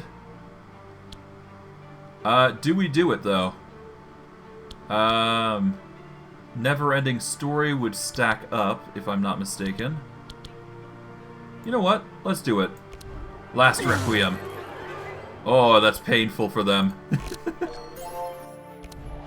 Alright, that's Dawn nearly dead. I guess Shadow Bolt? I think that's naturally the best course of action, yeah. Yeah, so... Oh no, that's 51 damage. This is 50 damage. Let's give more mana to Nezglekt instead. And let's Prismatic Field for extra damage. There we go. Okay. Let us use the Chosen One, Clairvoyance. Let us innervate Gustav? Yeah, Gustav. Mental Shake. And Anthem of Hope for extra card draw. There we go. He's probably going to attack and die. Yep. As figured. And of course, just goes in for the kill, but dies. Because Thorns.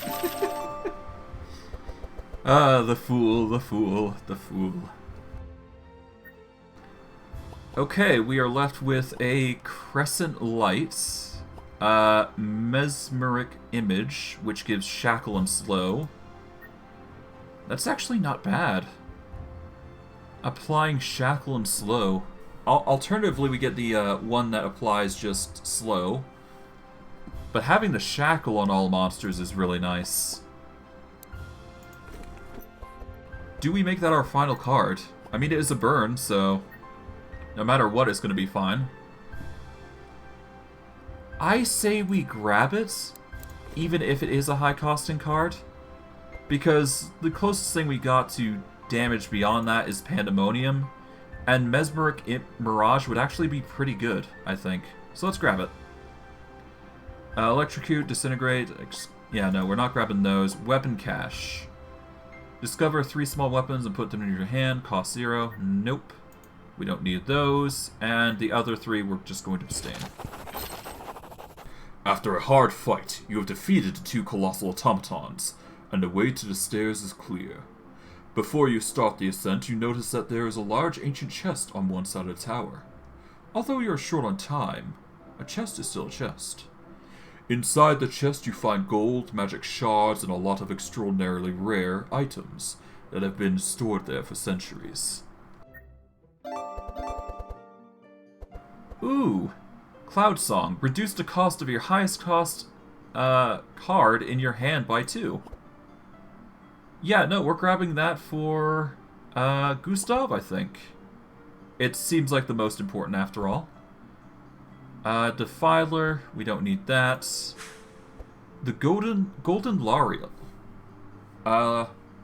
Inspire on heroes gives 6% to all resist and 6% healing received per charge. Every turn, all heroes gain 1 Inspire. That's actually insane.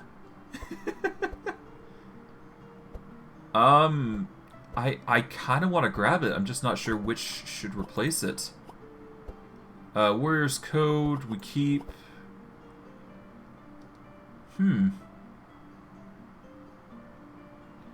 I guess we give this to Zek, actually. Because it's not like we're going to use the Defiler, I don't think. Yeah, no. The Defiler, while nice, is not something we're going to be using because we already got the Thorns. So we'll give the Golden Lariel to Zek.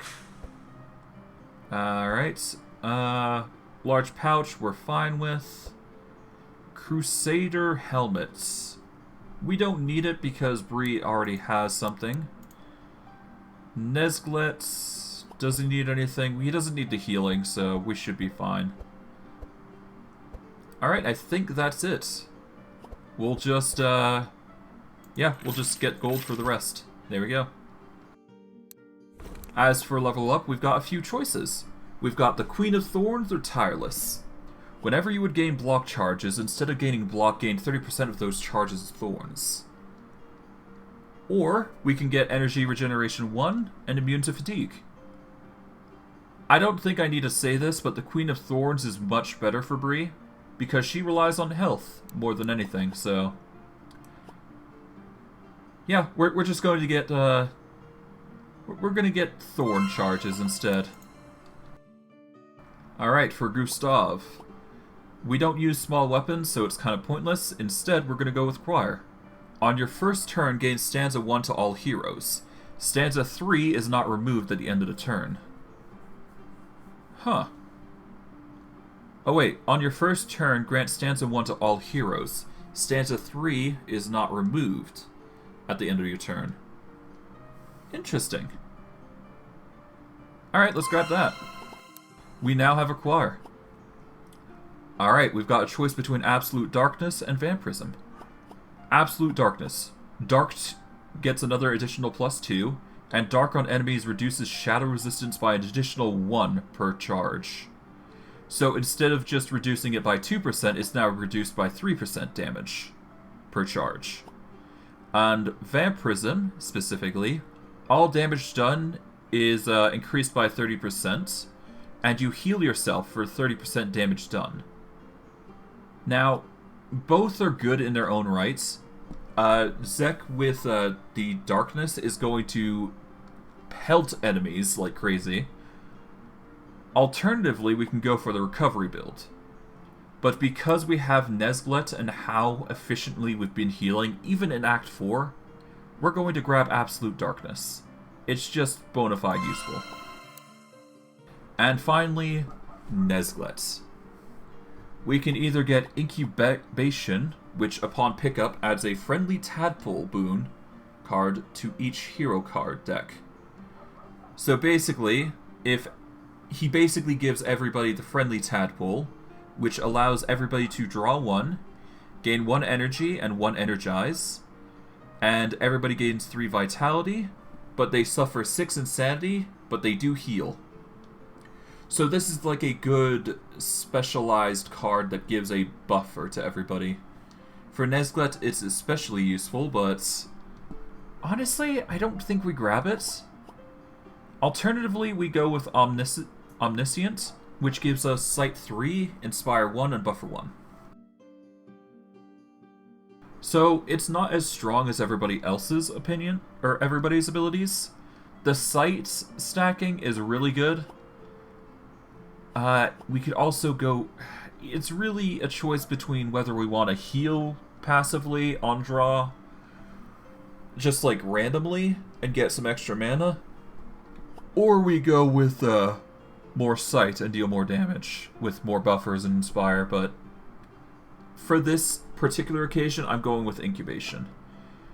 The main reason I'm not taking Omniscient is because we don't apply enough Sight for it to matter, and Inspire and Buffer is not something we focus on. So we're just going to go Incubation because that's a bit better. At least for us. Alright, but with that, we can now go to the staircase. In front of you, there is a staircase that reaches as far as the eye can see. It will be a tough climb, so before you start, you rest for a while until you recover all your strength. You climb the endless staircase. And now, we are at the precipice. It is time for the moment of truth, but before that, we are going to go to the northern path. So that way we can get to the sacred garden. When a monster deals damage, apply 4 burn. All monsters gain 4 burn, and burn resistance is 40. I think we can make this work, but honestly, I don't think we're going to be using either the hero cards or the upgrade altar. We're going to get it anyway, so let's just wait instead. I think that's for the best. Okay, for this, we will get fishing. Oh wait, hold on, Eternal Lullaby. Let's start with a fish. Why not? Ah, Never-Ending Story. I'm glad I didn't fish for another card at this point. I am going to put Never-Ending... Well, do we put Never-Ending Story or do we put Eternal Lullaby away? Let's put Never-Ending Story away. As much as I'd like to use it, it just doesn't seem right. Instead, we're going to use Encore and double down on the Eternal Lullaby. There we go. We will then use Vitalizing Serenade on everybody. And then we finalize with Whispering Lies. We target the angel in the back, I guess. And I guess we have Uproot, but we'll save that for later, just in case. You never know. Okay, for this, we are going to use Blood Rage to get more mana. We'll then follow up with Thousand Needles and Spike Shields. And I guess Torn of Thorns, the Angel. Because we have the chance to do so, why not? Wow, 95 Thorns in turn 1. Yeesh. Alright, let's start with the Cursomancy. Vampiric Tutor follows up. Let's see, we're going to go with the most damaging, which is probably going to be the Curse of Vulnerability. Curse of Weakness, while nice, is not going to be what we need. Instead, we're just going to Vulnerability the dude in the back. And let's double up with Deeper Darkness. Dead. Alright, for next, we're going to target with Curse of Madness with Vanguard. Then we use Mass Invisibility here for extra damage for the next turn. Ah, yes, because the Bard Gustav is giving us stanzas, it's just making things much better for us.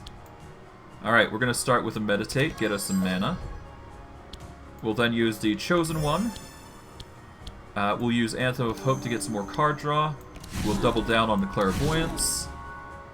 And I guess, just for the sake of it, we're going to use Mind Blast, get him down, and then we'll just kill him outright. The less targets, the better. Ow. Holy Slashes coming in hard, I guess. Alright, it's time for Gustav and his crazy antics. We're going to start with... Oh, we can't even use Neverending Story again. I keep forgetting it's stanza 3. Alright, let's start with a Power Slave. There we go. We will then follow up with the Reverberant First, which we will pelt down on the gunner in the back. And I guess we get Annoying Whistle to take him out. And I guess we get the Melody going for Nezglekt because he suffered some damage. And I'll go from there. He now has stanza 3.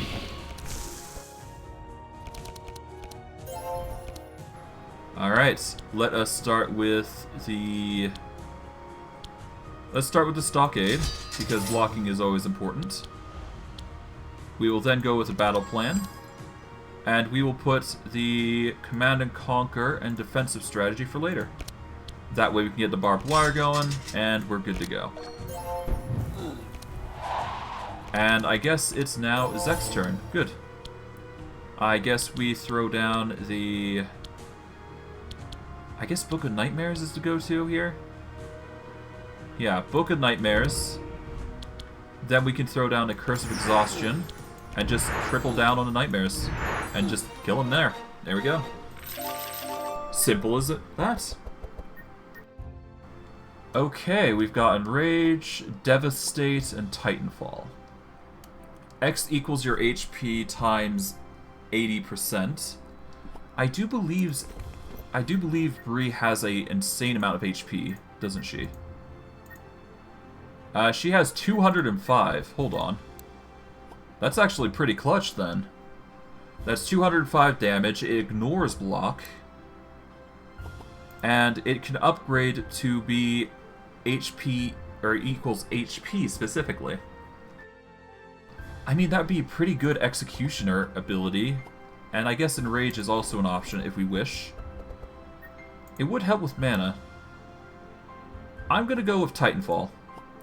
And I'm going to grab for Gustav Last Reward because it is a upgraded version.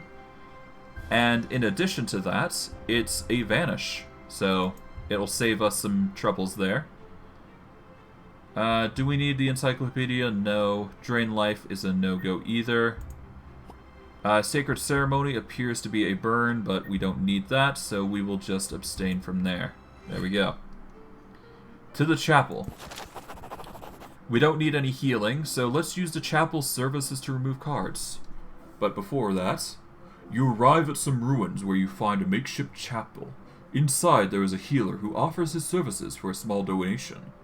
You can pay him some gold to recover for full health, or use the chapel's services to remove injuries or other cards. Let's use the chapel's services. Let's see what we got.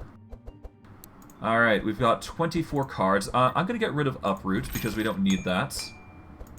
The normal Last Reward we could probably ditch if we so desired, but I'm fine with that. Torn of Thorns will have to be upgraded soon, but we can worry about that later.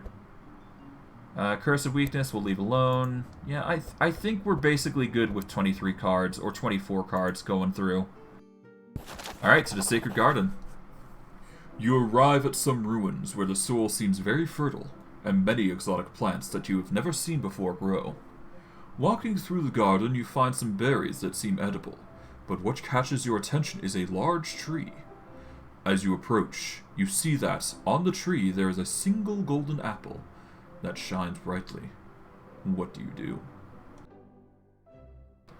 I'm going to have Zek eat the apple.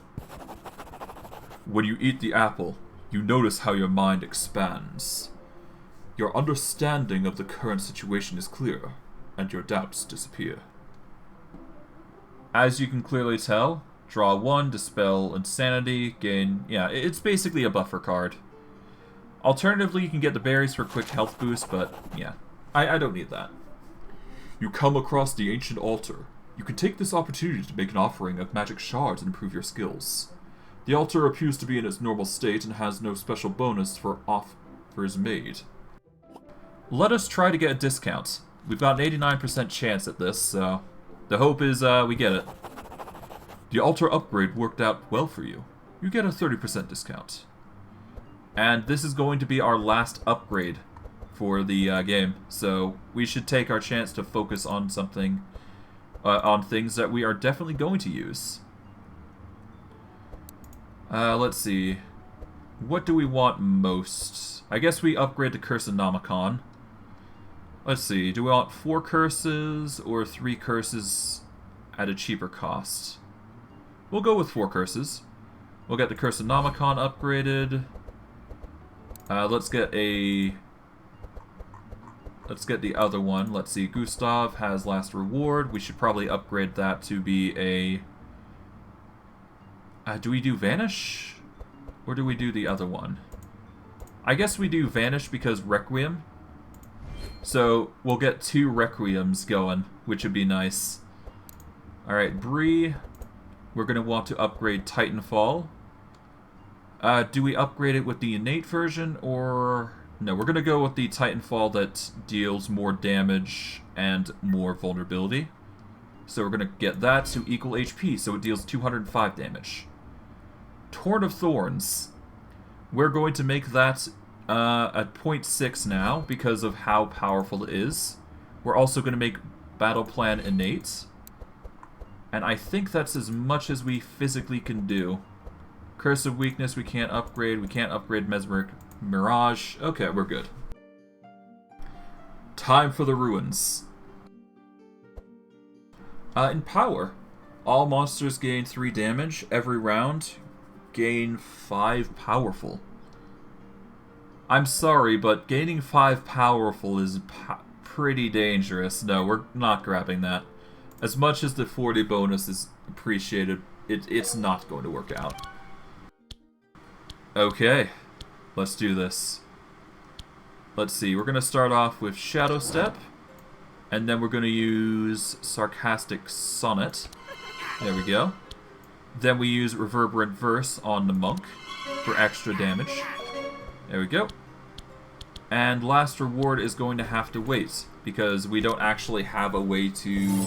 We don't have any burn cards currently that we've burned. Alright, it's time for Bree to act. Let's get buffing.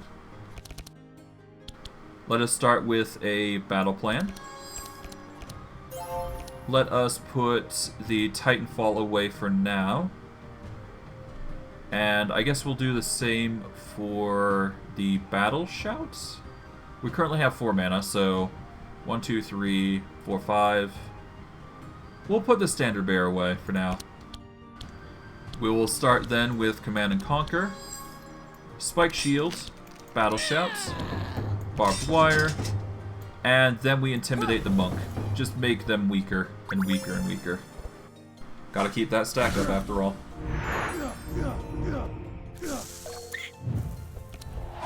Okay. That leaves us with Zek, who is going to follow up with Cursemancy like he usually does.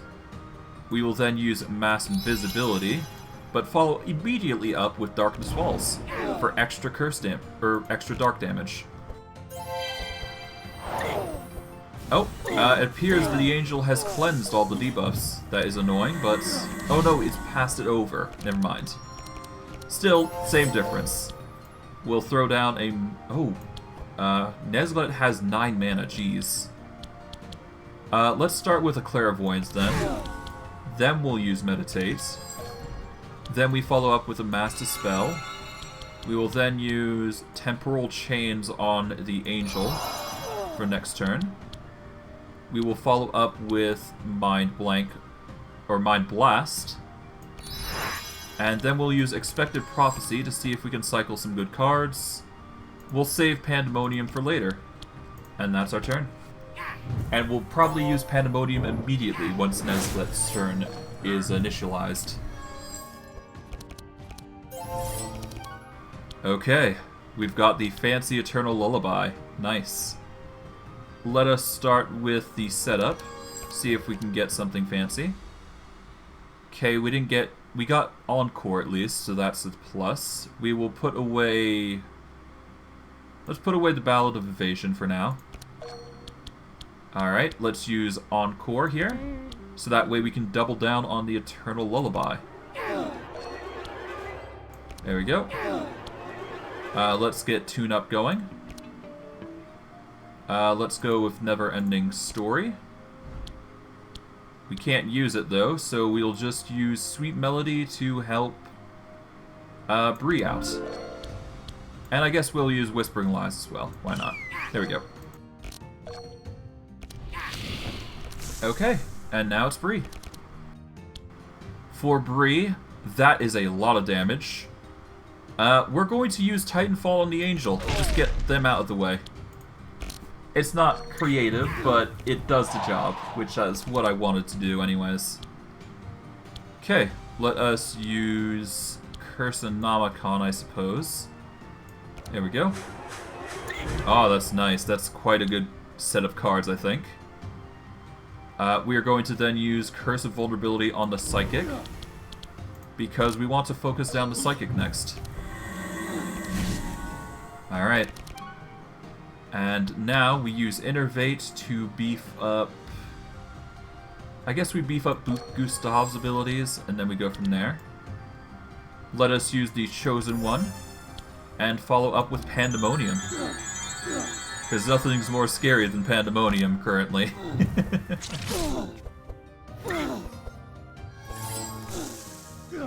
Yeah, they don't stand a chance against Bree. Like, geez, that damage is just crazy.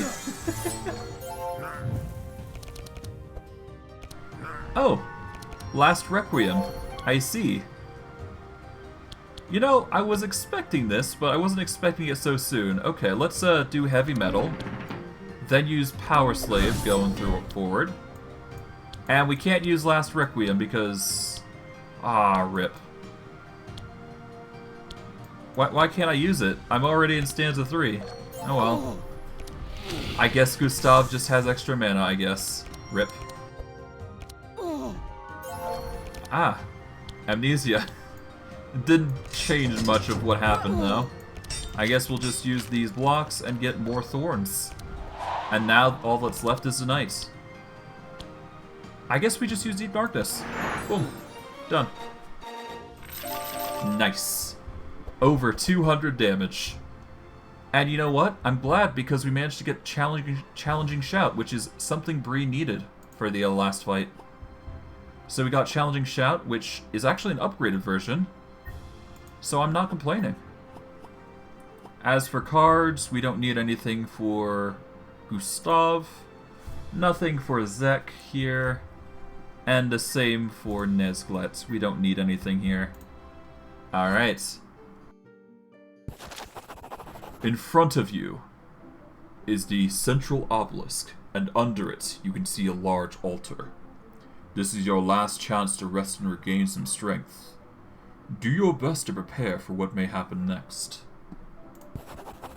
We recover, and it's time to begin. You reach the inner sanctum of the obelisk, but it is too late. Any ritual that has been performed here is already over. After a quick glance around the room, you can see the body of the princess behind the altar. It seems she is still alive. Then your eyes focus on the shadowy figure in front of the altar.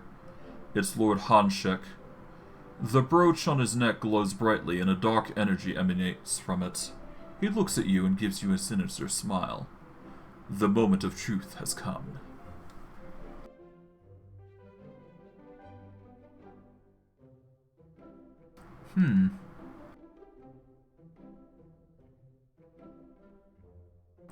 After seeing the destruction that power has caused to this place, you foolish human. Don't get in my mind, squid. It is futile. I know what you are. A race that travels worlds and planes at ease, only to steal the relics from their inhabitants to sell off elsewhere is no less foolish. I will show you what we are capable of. Sure you will. Sure. Alright, it is time to buff up. We're gonna start with Vitalizing Serenade. We'll then tune up to get another Vitalizing Serenade, I suppose. And just for extra measure, we will use the Sweet Melody on Gustav. So everybody is going to get some healing overall here. Bree boosts up her defenses, naturally. We'll start off with a battle plan. And let's see, we're going to want to keep Challenging Shout for next turn. So I want to save for that. So we're going to save Challenging Shout. We are going to save Titanfall as well. And yeah, we'll go from there. We will start with 1,000 needles. We will intimidate, barbed wire. Do we defensive strategy? I think we do. Over spike shield. Yep. Just so we have a bit more defense going for us. Alright, the Pyroblast coming in hot. But thankfully we've got a ton of defenses that are going to come our way. Right, Curses of Madness, Curses of Shadow. Alright, let's start with the Cursonomicon. Let us throw down a Curse of Madness. That's going to bring it down to 3. We'll do Curse of Exhaustion next, so we have 1 mana left, to then follow up with Black Death. And just start throwing darkness all over the place. Okay. We then throw down a Meditate for Nezglekt. We'll throw down an Innervate for Gustav. We will then follow up with Clairvoyance. We then do the Mental Shake for Shadow Clone. We'll throw down a Circle of Healing for extra heals. And I guess we go Mind Vision early on for the Shadow Clone, because why not? We need to get as much madness as possible after all, now do we? Alright, last reward. That is going to have to wait. Tedious Poem. Alright, well let's start with Heavy Metal. Then we'll do Power Slave. We will then use Tedious Poem here. Follow up with Whispering Lies. Annoying Whistle. And we'll save the last reward until we get to the more expensive things, like Last Requiem. Which we're going to be using soon, I'm sure. Alright, we wait for Bree. Alright, Dark Lightning's coming in hot. Thankfully we'll be fine, I think. Oh, Bree's suffering a lot. Oof, the pain. At least Bree has a ton of HP to compensate, so that's good. Right, challenging shouts. Do we think we can handle it? No, we need to get the we need to get our buff off first before we can even consider it. So let's start with Stockade, Barbed Wire. That way we can get Battle Shout going for extra blocking. Then we can use the Intimidate to focus on the Shadow Clone, Blood Rage for extra Thorns. Because 212 Thorns, not bad. Okay. Let's see, what do we got in our draw pile? We've got Endless Abyss there, so if we can luck out, then we can use the Vampiric. So let's use Vampiric Tutor, see what we get. We did manage to get Curse of Decay, or we can use Curse of Weakness, I suppose. We'll use Curse of Weakness in this instance to weaken the Shadow, I do believe, there. We'll then use Curse of Madness, follow up with Curse of the Elements, Prismatic Field, I guess, and Mass Invisibility. That way we can get Nezglekt starting to buffer. Okay. Let us start with a Night Terror, so that way we can get Darkness and all that starting to flare up. Do we use Mass Spell? It would sacrifice Pandemonium, so no. We're just going to use Pandemonium here. Then we'll use Mind Blast. And there we go. We get a bunch of heals for it, and we are good to go. Ah. He is trying his absolute best to deal as much damage as possible. Ah, yes. Last Requiem. Just what I was hoping for. Boom. Alright, we get the setup going. Let us put Last Reward for later. And the next song spell. Let's do that.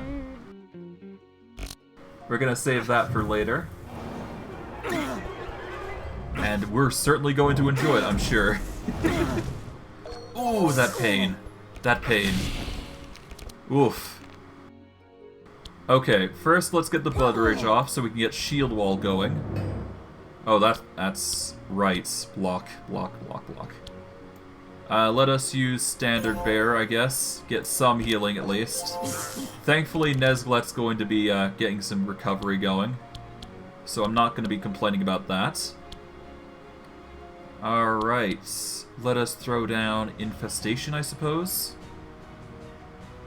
Well, let's do Curse Mancy. Infestation.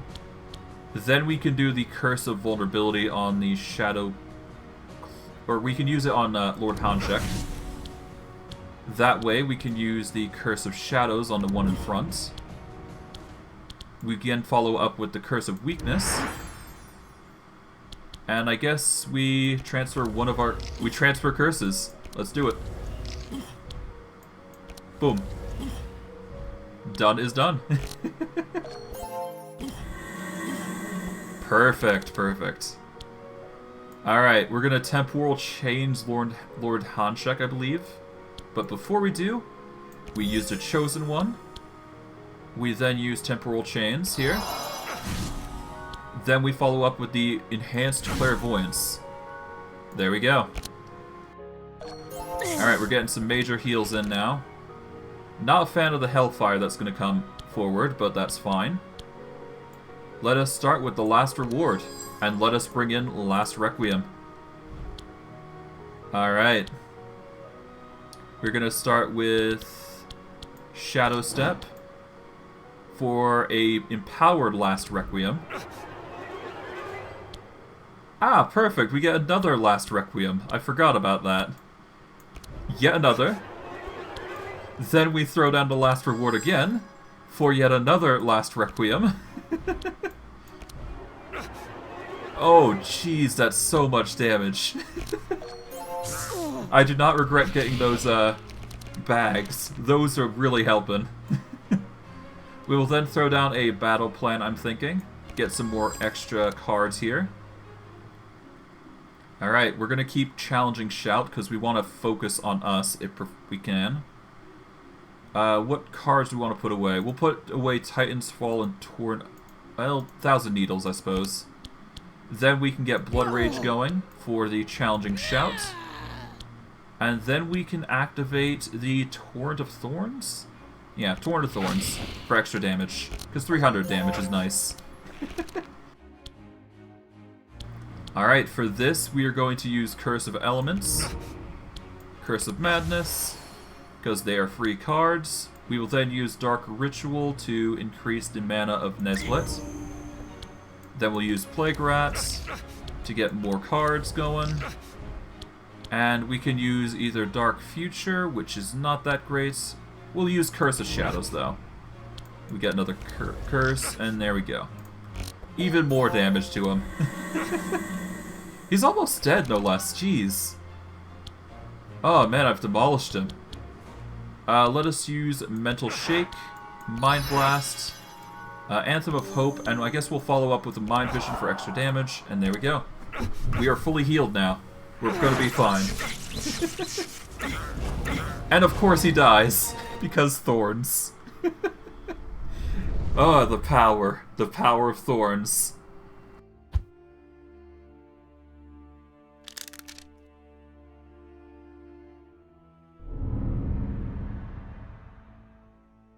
Alright boys, time for round 2. Let's do this.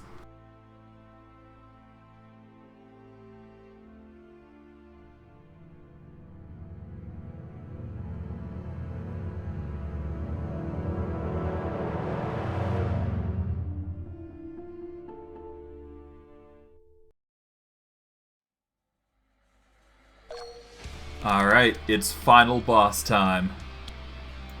Let's start with a setup to organize ourselves. We're going to put the last reward for later, I suppose. We're going to use a Vitalizing Senate.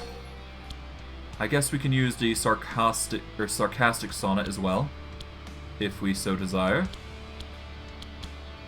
Yeah, let's do the sarcastic sonnet. Well, if we do that, then... well... If we use this, then we're spending 4 mana. That'll give us back 2 mana, so we won't be able to use Reverberant first. But it does apply Vulnerable, which is something we do need. Alright, let's do that. We'll then use Annoying Whistle, and then follow up with the Whispering Lies. Because I think the weakness is better. Alright, Doomsday begins. We are not prepared. Well, I guess we technically are, but I digress. Alright, we're gonna start with Martyrdom, give that to Gustav. It's gonna slow him down, but that's fine. Let us throw down a battle plan, get ourselves organized. We'll save Titan's Fall for later, and I guess Standard Bearer as well. We will then Intimidate to focus on the Shadow Clone, and then we'll just barbed wire it up. Get as much barbed wire as we can. Because Thorns OP. Okay, we are going to get Infestation, I suppose. Or do we? I'm going to abstain in favor of using Curse of Weakness on the Shadow Clone. Then we'll use the Curse of Madness. And preferably I want the Shadow Clone to go down as soon as possible. But we'll have to see. Alright, we're going to give Martyrdom to Nezglekt, so he's not suffering as much. We will then use the Chosen One, Mesmeric Mirage in its best form, so we can slow them down to a crawl. We will then follow up with Clairvoyance for extra damage. They will slowly weaken themselves to death. Alright, Martyrdom we will use on Bree now to cycle that Doom Charge. Power Slave, I guess, will help. It doesn't help much, but it will. We'll then follow up with Shadow Step. If we can, I'd like to get Last Reward once I get the chance anyways, to use it. But that is a thing for another time. We'll pass Martyrdom back to Gustav. We'll then use Blood Rage, Stockade, Spike Shield, and Standard Bearer. We don't need to use Titanfall just yet. Rather, I'd save it for when Gustav has buffed her to Crazy Heaven. Okay, from here, we will use Anthem of Hope, I guess? Yeah, Anthem of Hope will get us some resistance, which is going to be vital. We're then going to use... we don't need to worry about Mass Dispel right now. We'll use Clairvoyance here, though. And then we will Mind Blast like crazy on the Shadow Clone. That way we get a full heal going for everybody. We follow up with Martyrdom on Nezglekt. There we go. And now we use the Book of Nightmares to get more draw. Do we use the Dark Ritual?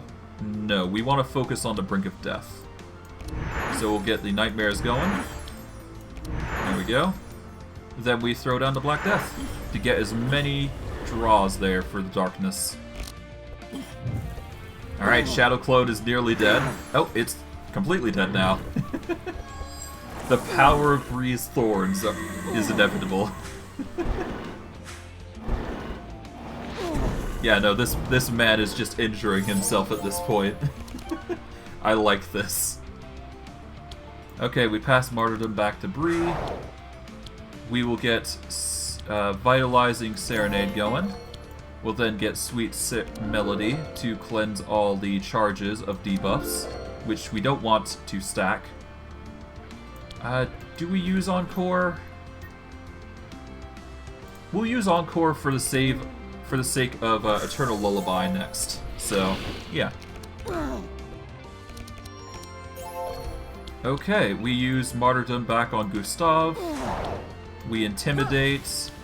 We use a Spike Shield, and we follow up with Torn of Thorns for big damage. And now he tries to take us out immensely. A shame for him that we're just slowly stacking damage outputs and making it a lot worse for him.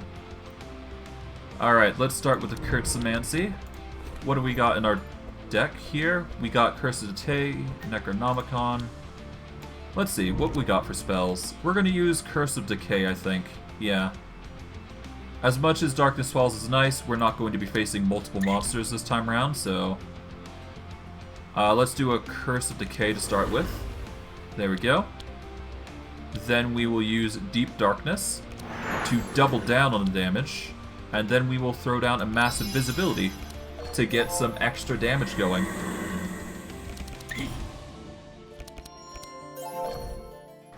Alright, for this we're going to start with the Mental Shackle.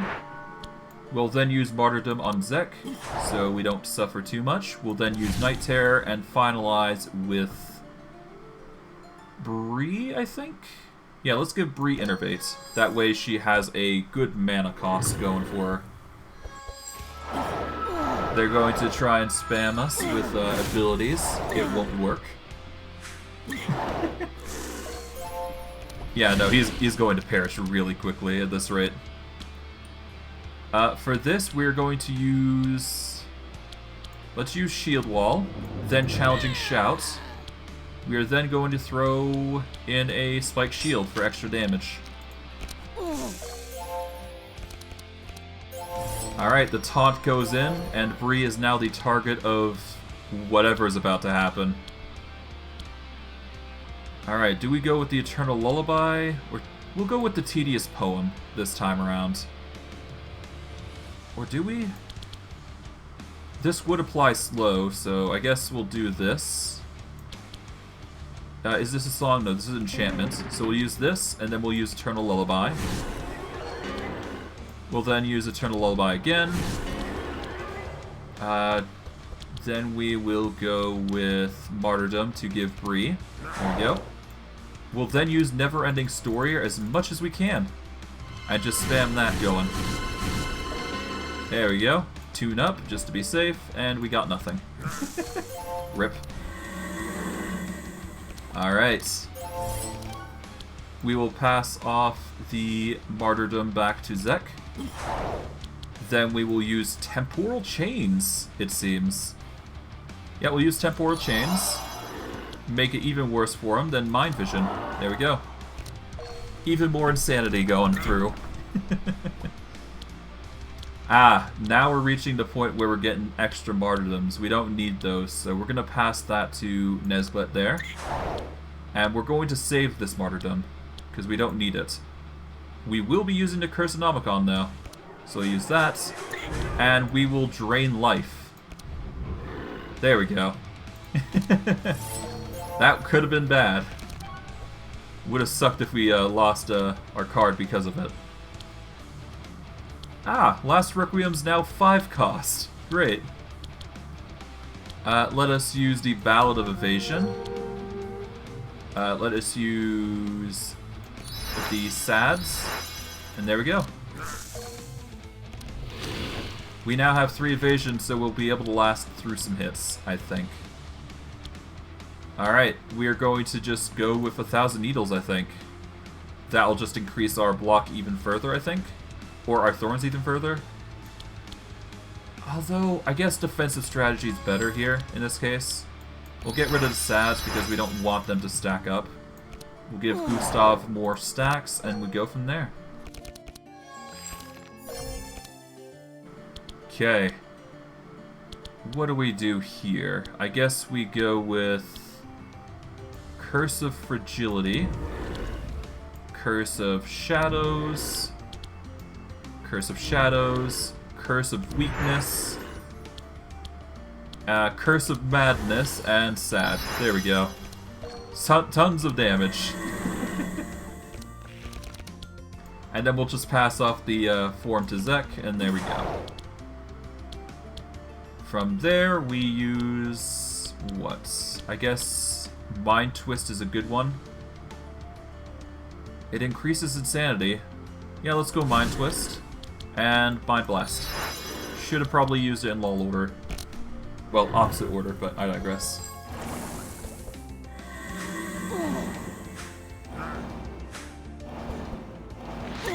Alright, the Total Eclipse is coming down, but damage is just way too much from Bree, I'm assuming.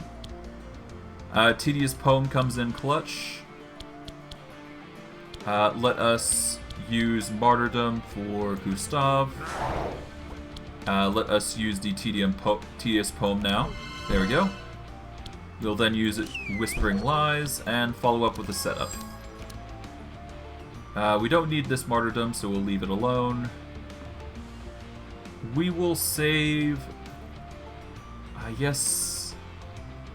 yeah, we'll save Last Reward for now and go from there. Martyrdom, though... I guess we can pass it to Nezglekt. Why not? Get him some more. Oh, no, wait, this is Gustav. Whoops. My bad. Ah, well. Okay, from here, we'll use the battle plan. What do we got? We can't use the shield spikes because they're a bit too costly, so we'll abstain from using those for now. But we can't use Titanfall, so we'll just get that. There we go. Oh, Titanfall is even more costly now. Great. Let us use Command and Conquer, I think? No, let's use the Blood Rage to start with. Then we'll use Command and Conquer.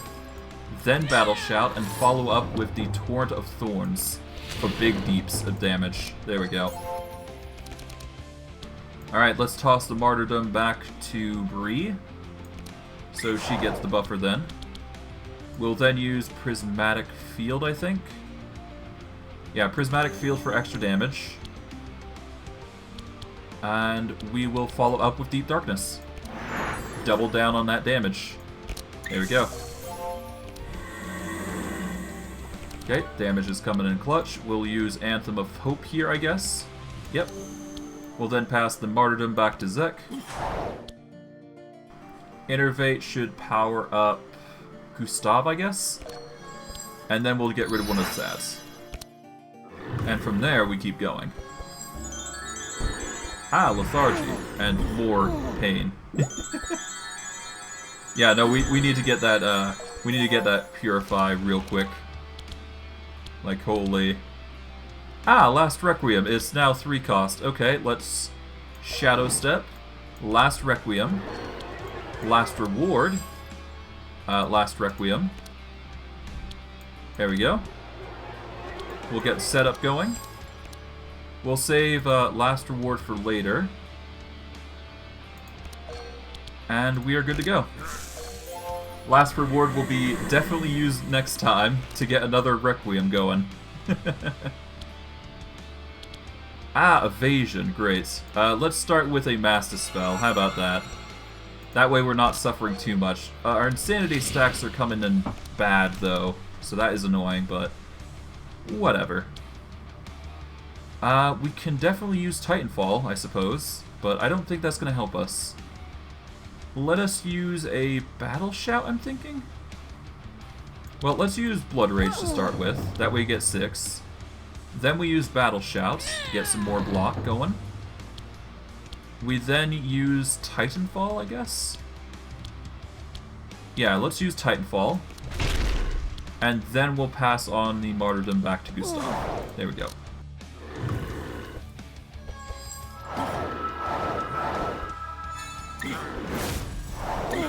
Alright, and yeah, he's dead. Thanks to all thanks to the Thorns, no less, which is pretty nice. And with that, we've done it. We have once again saved the princess.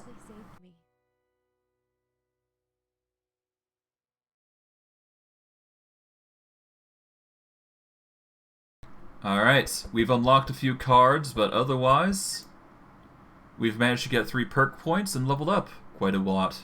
We managed to get a nice little game reward as well. That is Madness 2. Well, you know what's obviously coming next. We're going to definitely be doing Madness 3 next time.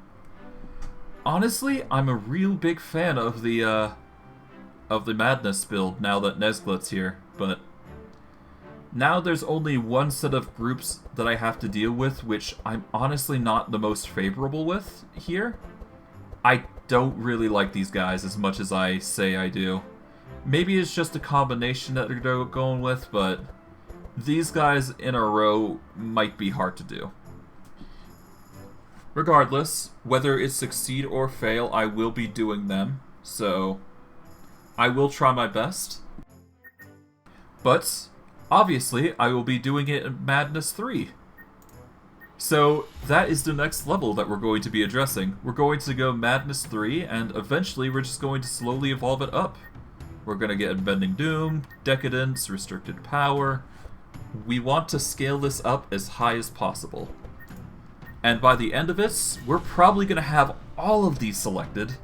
We're going to have 8 tier, and we're probably going to have a fully set up, decked up deck to get as the maximum amount of insanity possible. But I digress. We're just slowly building through it. Before I go, I'm going to quickly level up Bree and the crew and see what we can get. I'm just going to level up HP for Bree. For Gustav, he's got quite enough as it is. I don't think he needs anything in particular. Well, unless you count vulnerable, but I don't think that helps him. I guess powerful would be an interesting one to get, but it doesn't really be needed. Rather, he does get evasion, so I guess I'll grab that. We'll grab evasion. Alright, we'll confirm that. For Zek himself, we're going to want mana. We'll just get round 2 mana. There we go. And for Nezglekt, he's already got the mana, so I guess that just leaves his mystic stuff. He already gets regen, he's already getting insanity buffs. What else does he get? He gets a few things, I think. I think he can apply powerful constantly, so let's actually give him that. Let's give him powerful, and I guess we'll just give him extra HP there. There we go. Alright, but Grokli, Sylvie, Wilbur, and Maluka are going to be our next targets for acquisition. Maluka is a voodoo witch, and her whole gimmick is when you apply dark charges, you heal the most damage heal for that, or most damage hero for that mount. Unfortunately, the heal does not gain bonuses. So basically, her gimmick is apply as many dark charges as possible to heal as much as possible, which, yeah, it's alright. We're definitely going to have to rely on regeneration, though, so let us completely reset her build. And for her, we're going to want to focus into dark as much as we feasibly can. We're also going to get regeneration while we're at it, because regeneration is going to definitely help. We're going to get as much dark as we can. Oh, 1 second.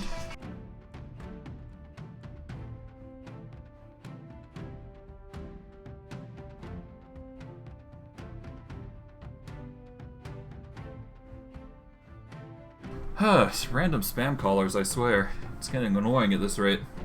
We're just going to get speed and mana. We'll get some more cards there.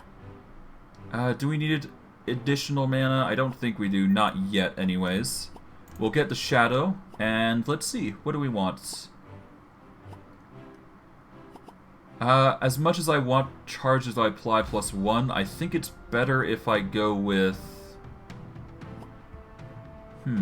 Dark charges on enemies also explode at the end of the turn, or we go with the dark on this hero explodes at 35.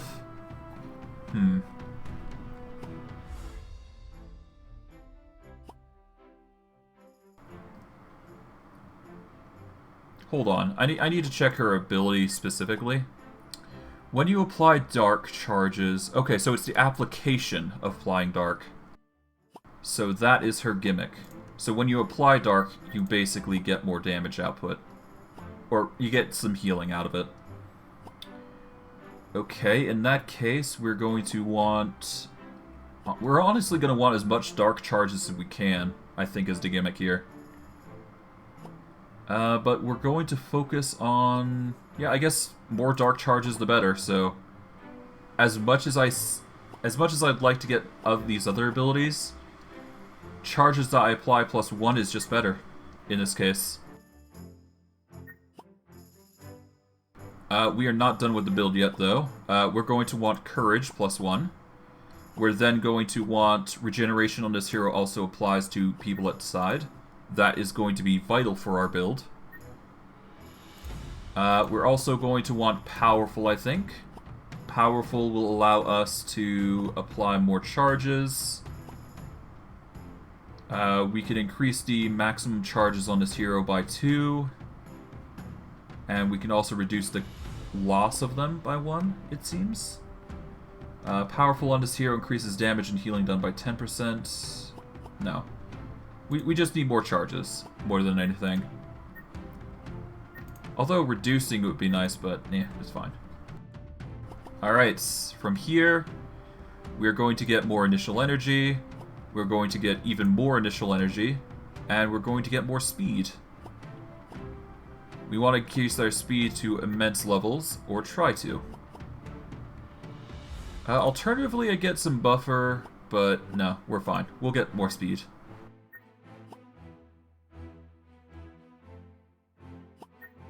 Alright, that is Makula done.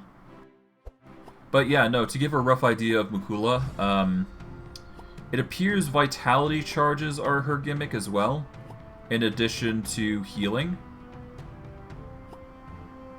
So either we're going to apply... either we're going to apply a lot of vitality charges, or we're going to figure out something else. For every regeneration charge you apply 1 darkness to highest HP monster.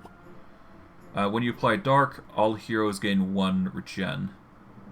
But the vitality is another thing. In that case, let's see what vitality does for us. Vitality on heroes also increases mind resistance. Vitality on this hero instead increases max HP by 8. Let's give it an additional mind resistance per charge, and does not lose charges. That is going to be pretty vital. So give that to her. That'll give us 2 points left to work with. Are we going to be using Bless in that case? I don't know. Give me a sec to check the Tome of Knowledge.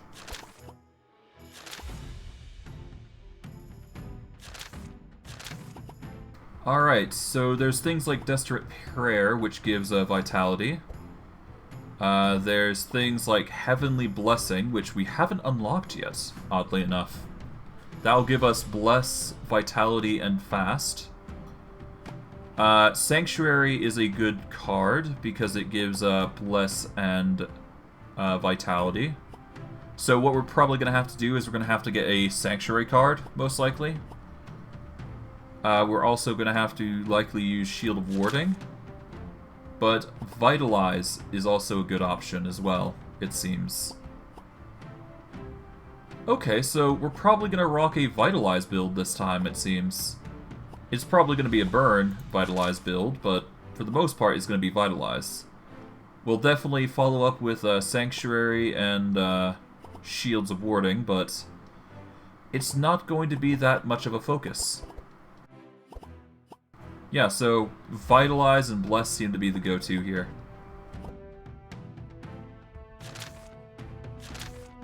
As for Bless, Baptism can convert Wet into Bless, which is alright, I think.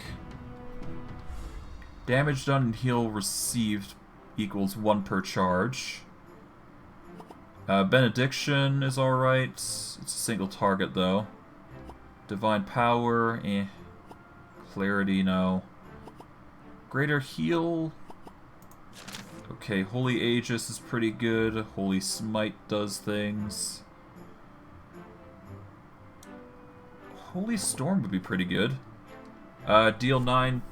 Well, it's a damage thing, though. Oh, we can definitely use Sacred Ceremony, though. That's a good heal. Okay, so it looks like we're going to have heavy-hitting heals for the most part. But the gimmick is to get as many Bless charges and as many Vitality charges as we can. That way we outlast the enemy, from the looks of it. Okay, so the gimmick is basically do as much healing as... well, do as much as you can there. Otherwise, you do damage, which, I mean, is an option. So, in that case, we get the Bless here. And we will focus in on... Let's see, Bless increases Holy Resistance, and does not lose a charge at the end of turn. So we need this as well. So we are going to take out the extra initial energy cost in favor of getting no charges of Bless lost. And that just leaves us with 1 point that we can put in, and I guess we are going with Buffer, as it's naturally done.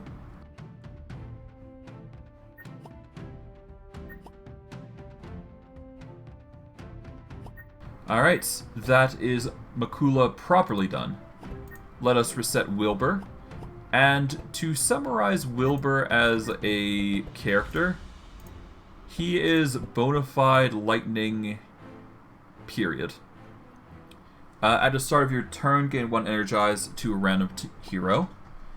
He gets Circuit Overload and Skillful. So basically he uses either book cards or he uses electricity. For Wilbur, we're probably going to want to focus in on electricity, namely.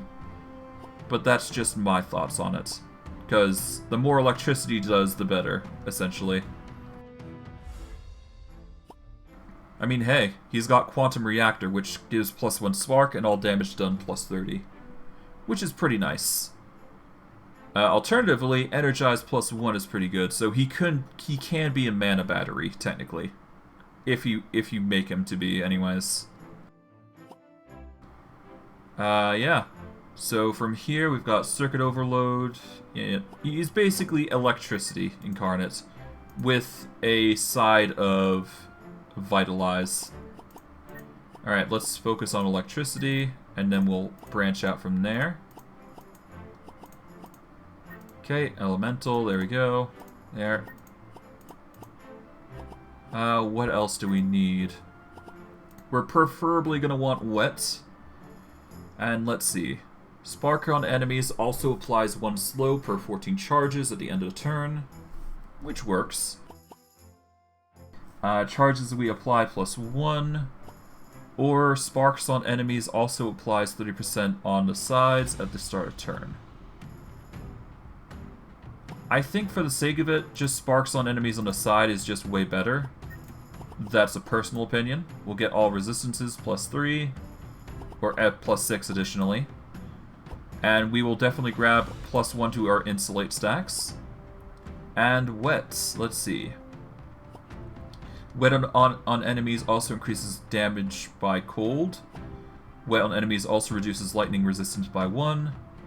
And Wet on heroes instead prevents free burn charges per round and does not lose charges. Okay. Okay, we're going to want the one that reduces lightning resistance, preferably. Because that is only going to make our wizard much better. We're going to get more mana for our wizard here. Let us grab evasion, I guess? No, not evasion. What else do we grab? I guess we grab Powerful, because that's a staple for wizards. We want to increase our maximum charges by 2, I think. And that way we don't reduce as many charges. So, you know, it helps. It helps. What else can we do to make this better? I guess we could go the cold route, I think. But let me check to be sure.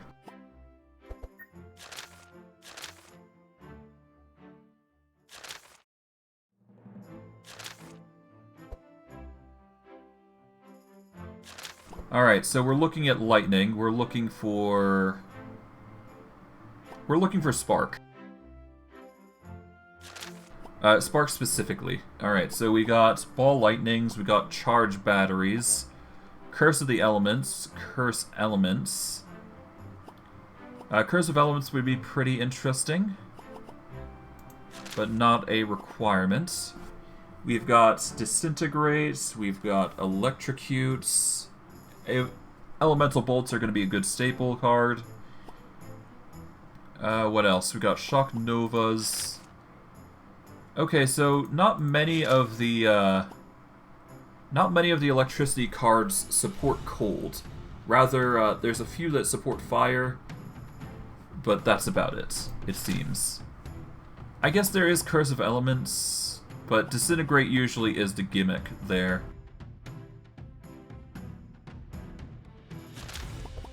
Alright, we're looking for Chill now. Alright, so there's Chill, Flash Freeze, Elemental Bolt is the combination there. What else is here? If we can apply Wet and Cold, then that wouldn't be bad. Or at the very least, we can use Geyser to combo with it and transform all cold into wets. Let's see.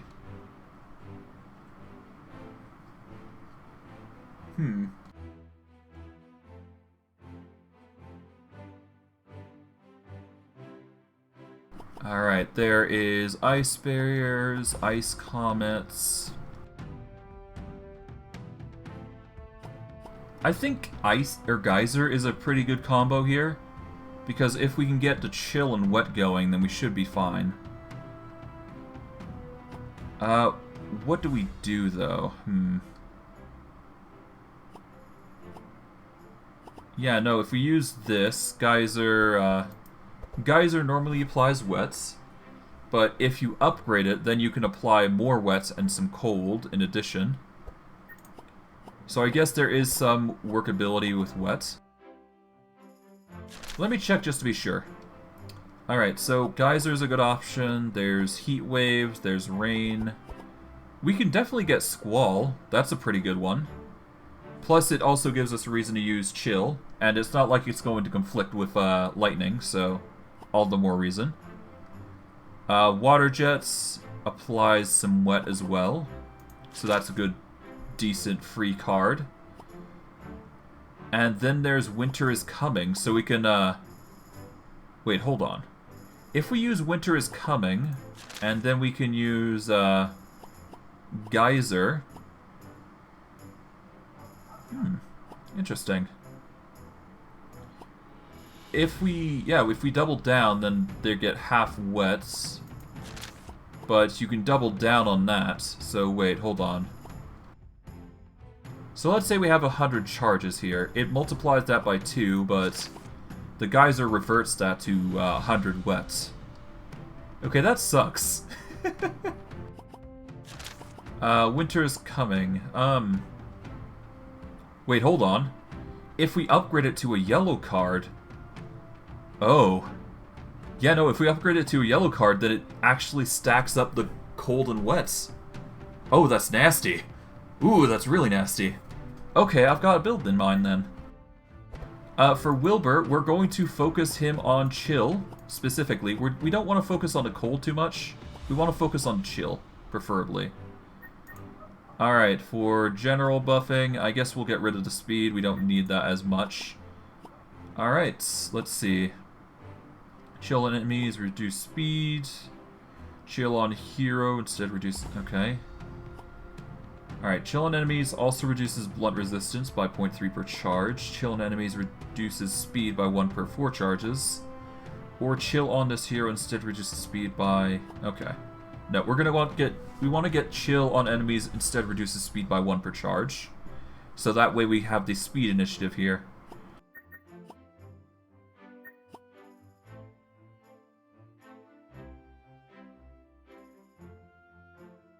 Alright, Frosty Lightning. There we go. As for Sylvie herself, she is a bit of an interesting character too.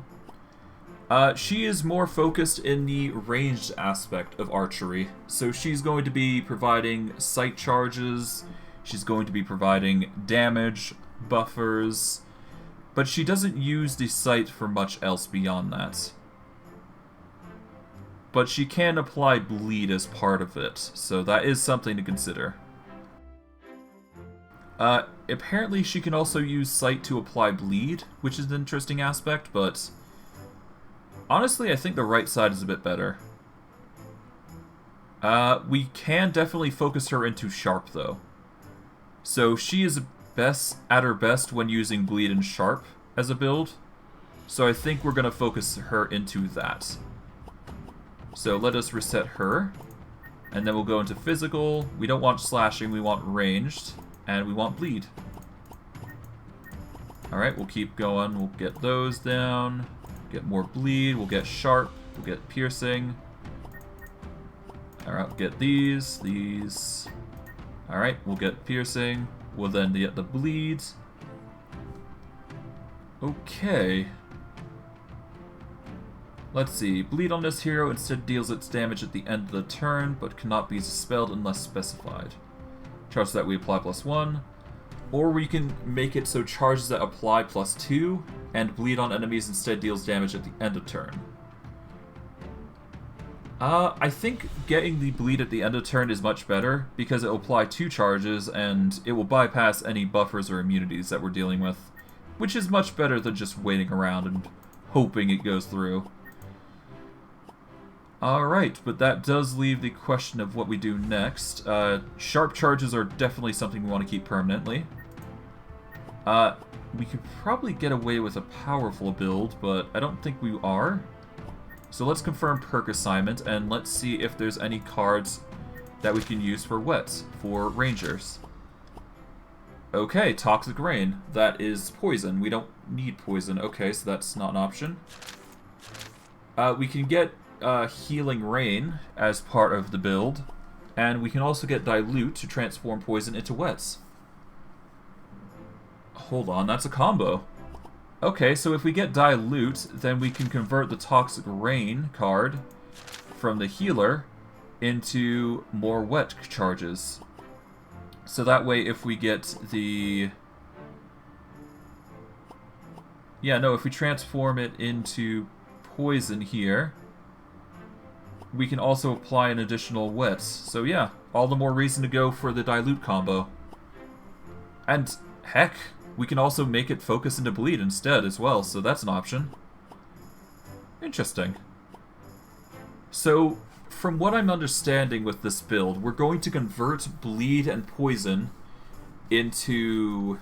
Well, we're going to convert bleed, I guess, into wet, which will then convert into cold, which will then convert into wet again, and just continually stack up electricity charge, which will make a massive nuke of damage.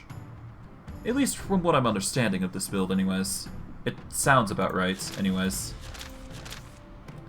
Alright, but we can't get wet on anybody else, so yeah, no, I guess Toxic Rain is a dump for now. So we don't want Sylvie focusing in on that. We should probably have Makula, though, focus in on wet, if we can.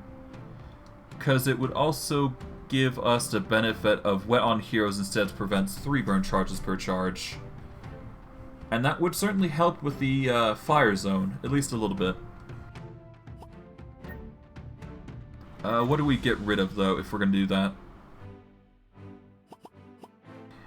Let us get rid of all resistances +6, and we'll get rid of the buffer buff in favor of the wet. So that way, let's see. Yeah, we go with this, and yeah, we'll get both the wet on enemies reduces lightning resistance, and allies just suffer less burn. So all the more reason that build's gonna work. So Makula, Wilbur, Sylvie, and Grulki. Alright, for Sylvie, we're going to give her Marks as well, I think. I think Mark is going to help her much. And we'll get Stealth as well, because that is part of her build, I'm most likely going to think. Do we give her Fury? I don't think we do. Alright. Sharpen this hero instead increases piercing damage by 1.5 per charge, but no longer increases slashing damage. Okay. Alternatively, sharpen heroes do not lose charges at the end of turn and cannot be purged unless specified. Yep, that's what we want. I wish we could select more cards, but we can't. So, yeah, we can't gimmick the heck out of this. Alright, but we got sharpness, good. Alright, I think that's as much as we feasibly can do here. Unless there's anything we can do to buffer beyond what we can. No, I don't think we can. So we're just going to rely on Mark and Stealth. Stealth, let us increase damage and healing done by 25 per charge.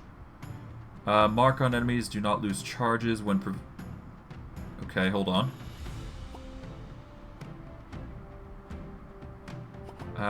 This hero is immune to Mark. Mark on enemies does not lose charges when preventing stealth, and at the end turn.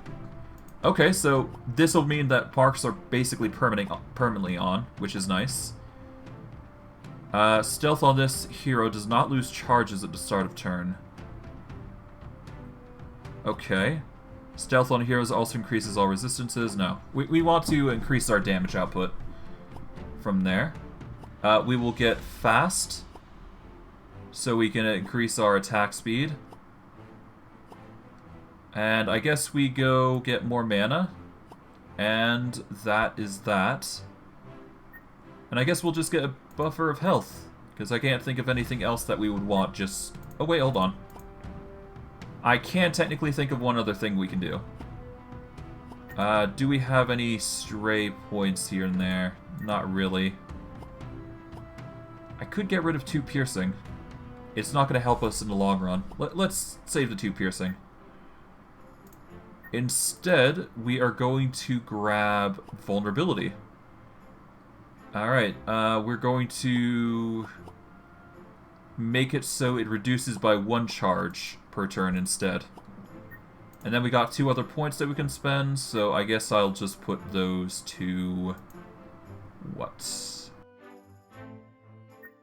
Is there anything in Elemental? No. I mean, there's Inspire, but that's 3 cost.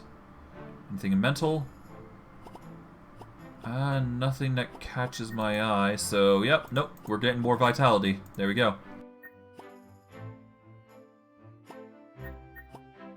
What do I call this? I'll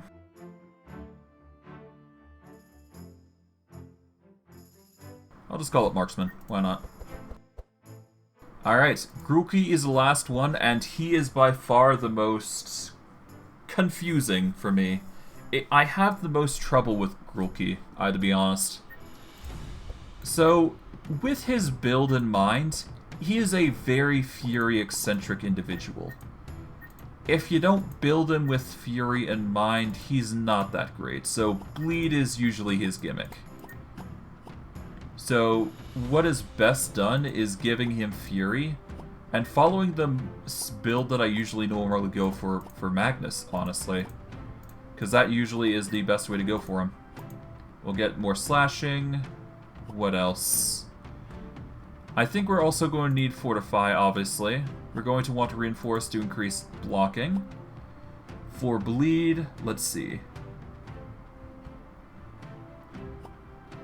Alright, charge that we... no, we want to... let's see. Bleed on this hero instead deals its damage at the end of turn. But cannot be dispelled unless specified.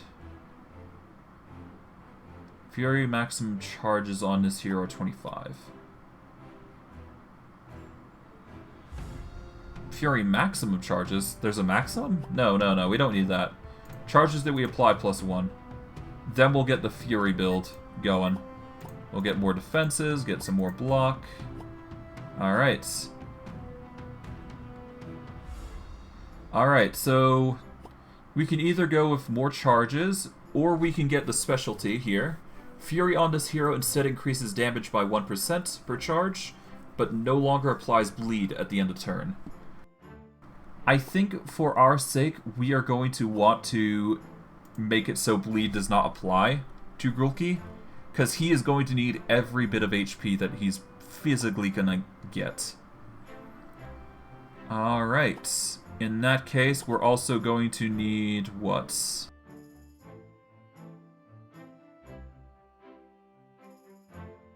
Fortifying this hero can stack and can increase his blunt and fire resistance by 1 per charge.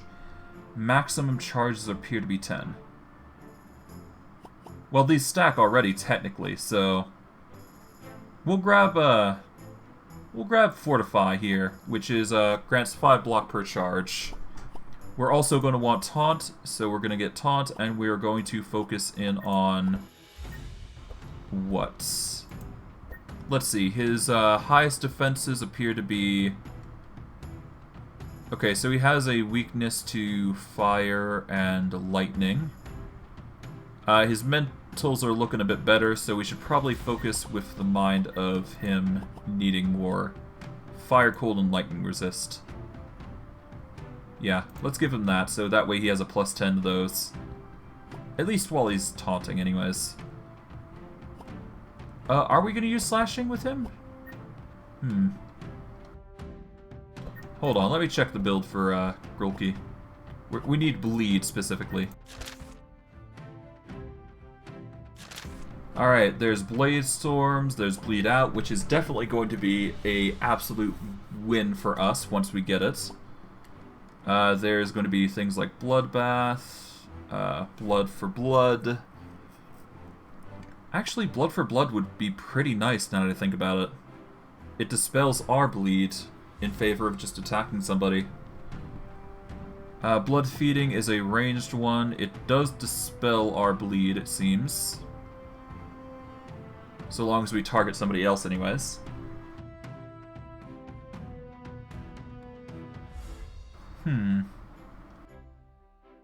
Oh, no, wait. Blood Feed is good for just healing. Okay, so no.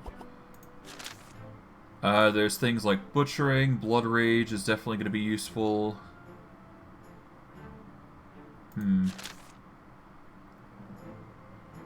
I guess First Aid is just going to be a gimmick that we're going to have to utilize this time, I think. As much as I don't like the card, it's going to be paramount here. Let's see.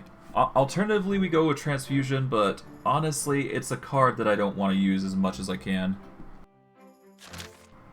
Yeah, no, we're going to go with the Bleed combo and just go from there. I think that's the best course of action. Alternatively, we go with the Fury combo, but Fury is naturally going to follow. Alright, transform blood into fire. Gain X. X equals your bleed times 3. Enrage, we can get Fury because of it. Flanking Strike will apply bleed. Furious Slash. Okay. More. Yeah.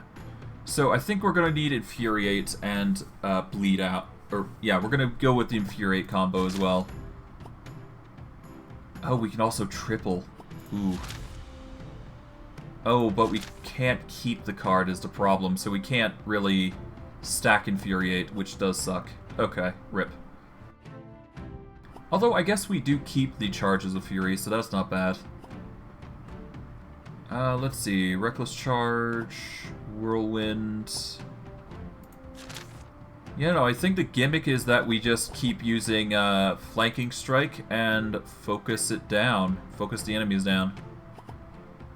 So we're going to be using Flanking Strikes, we're going to be using Fury Slashes, it seems.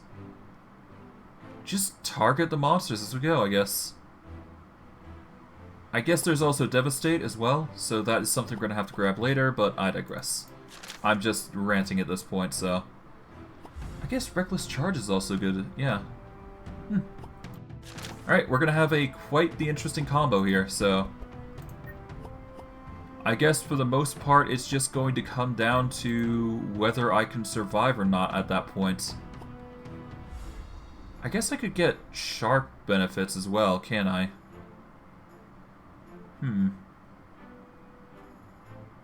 Sharp on this hero instead increases slashing damage by 1.5 per charge, but no longer increases piercing damage. Well, you know what? Why not? Let's get more slashing damage with Sharp. And I guess to follow up with that, we've got one more point left. So I guess we will just flow it into healing, or health rather. There we go. And I guess with that build, I guess let's see if there's any sharp things that we can do.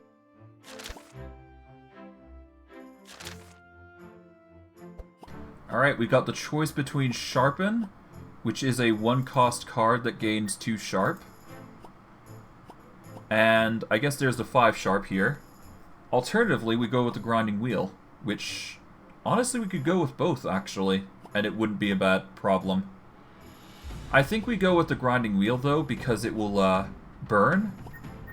But yeah, we can then use that to beef up Grulki with his rage, and then go from there.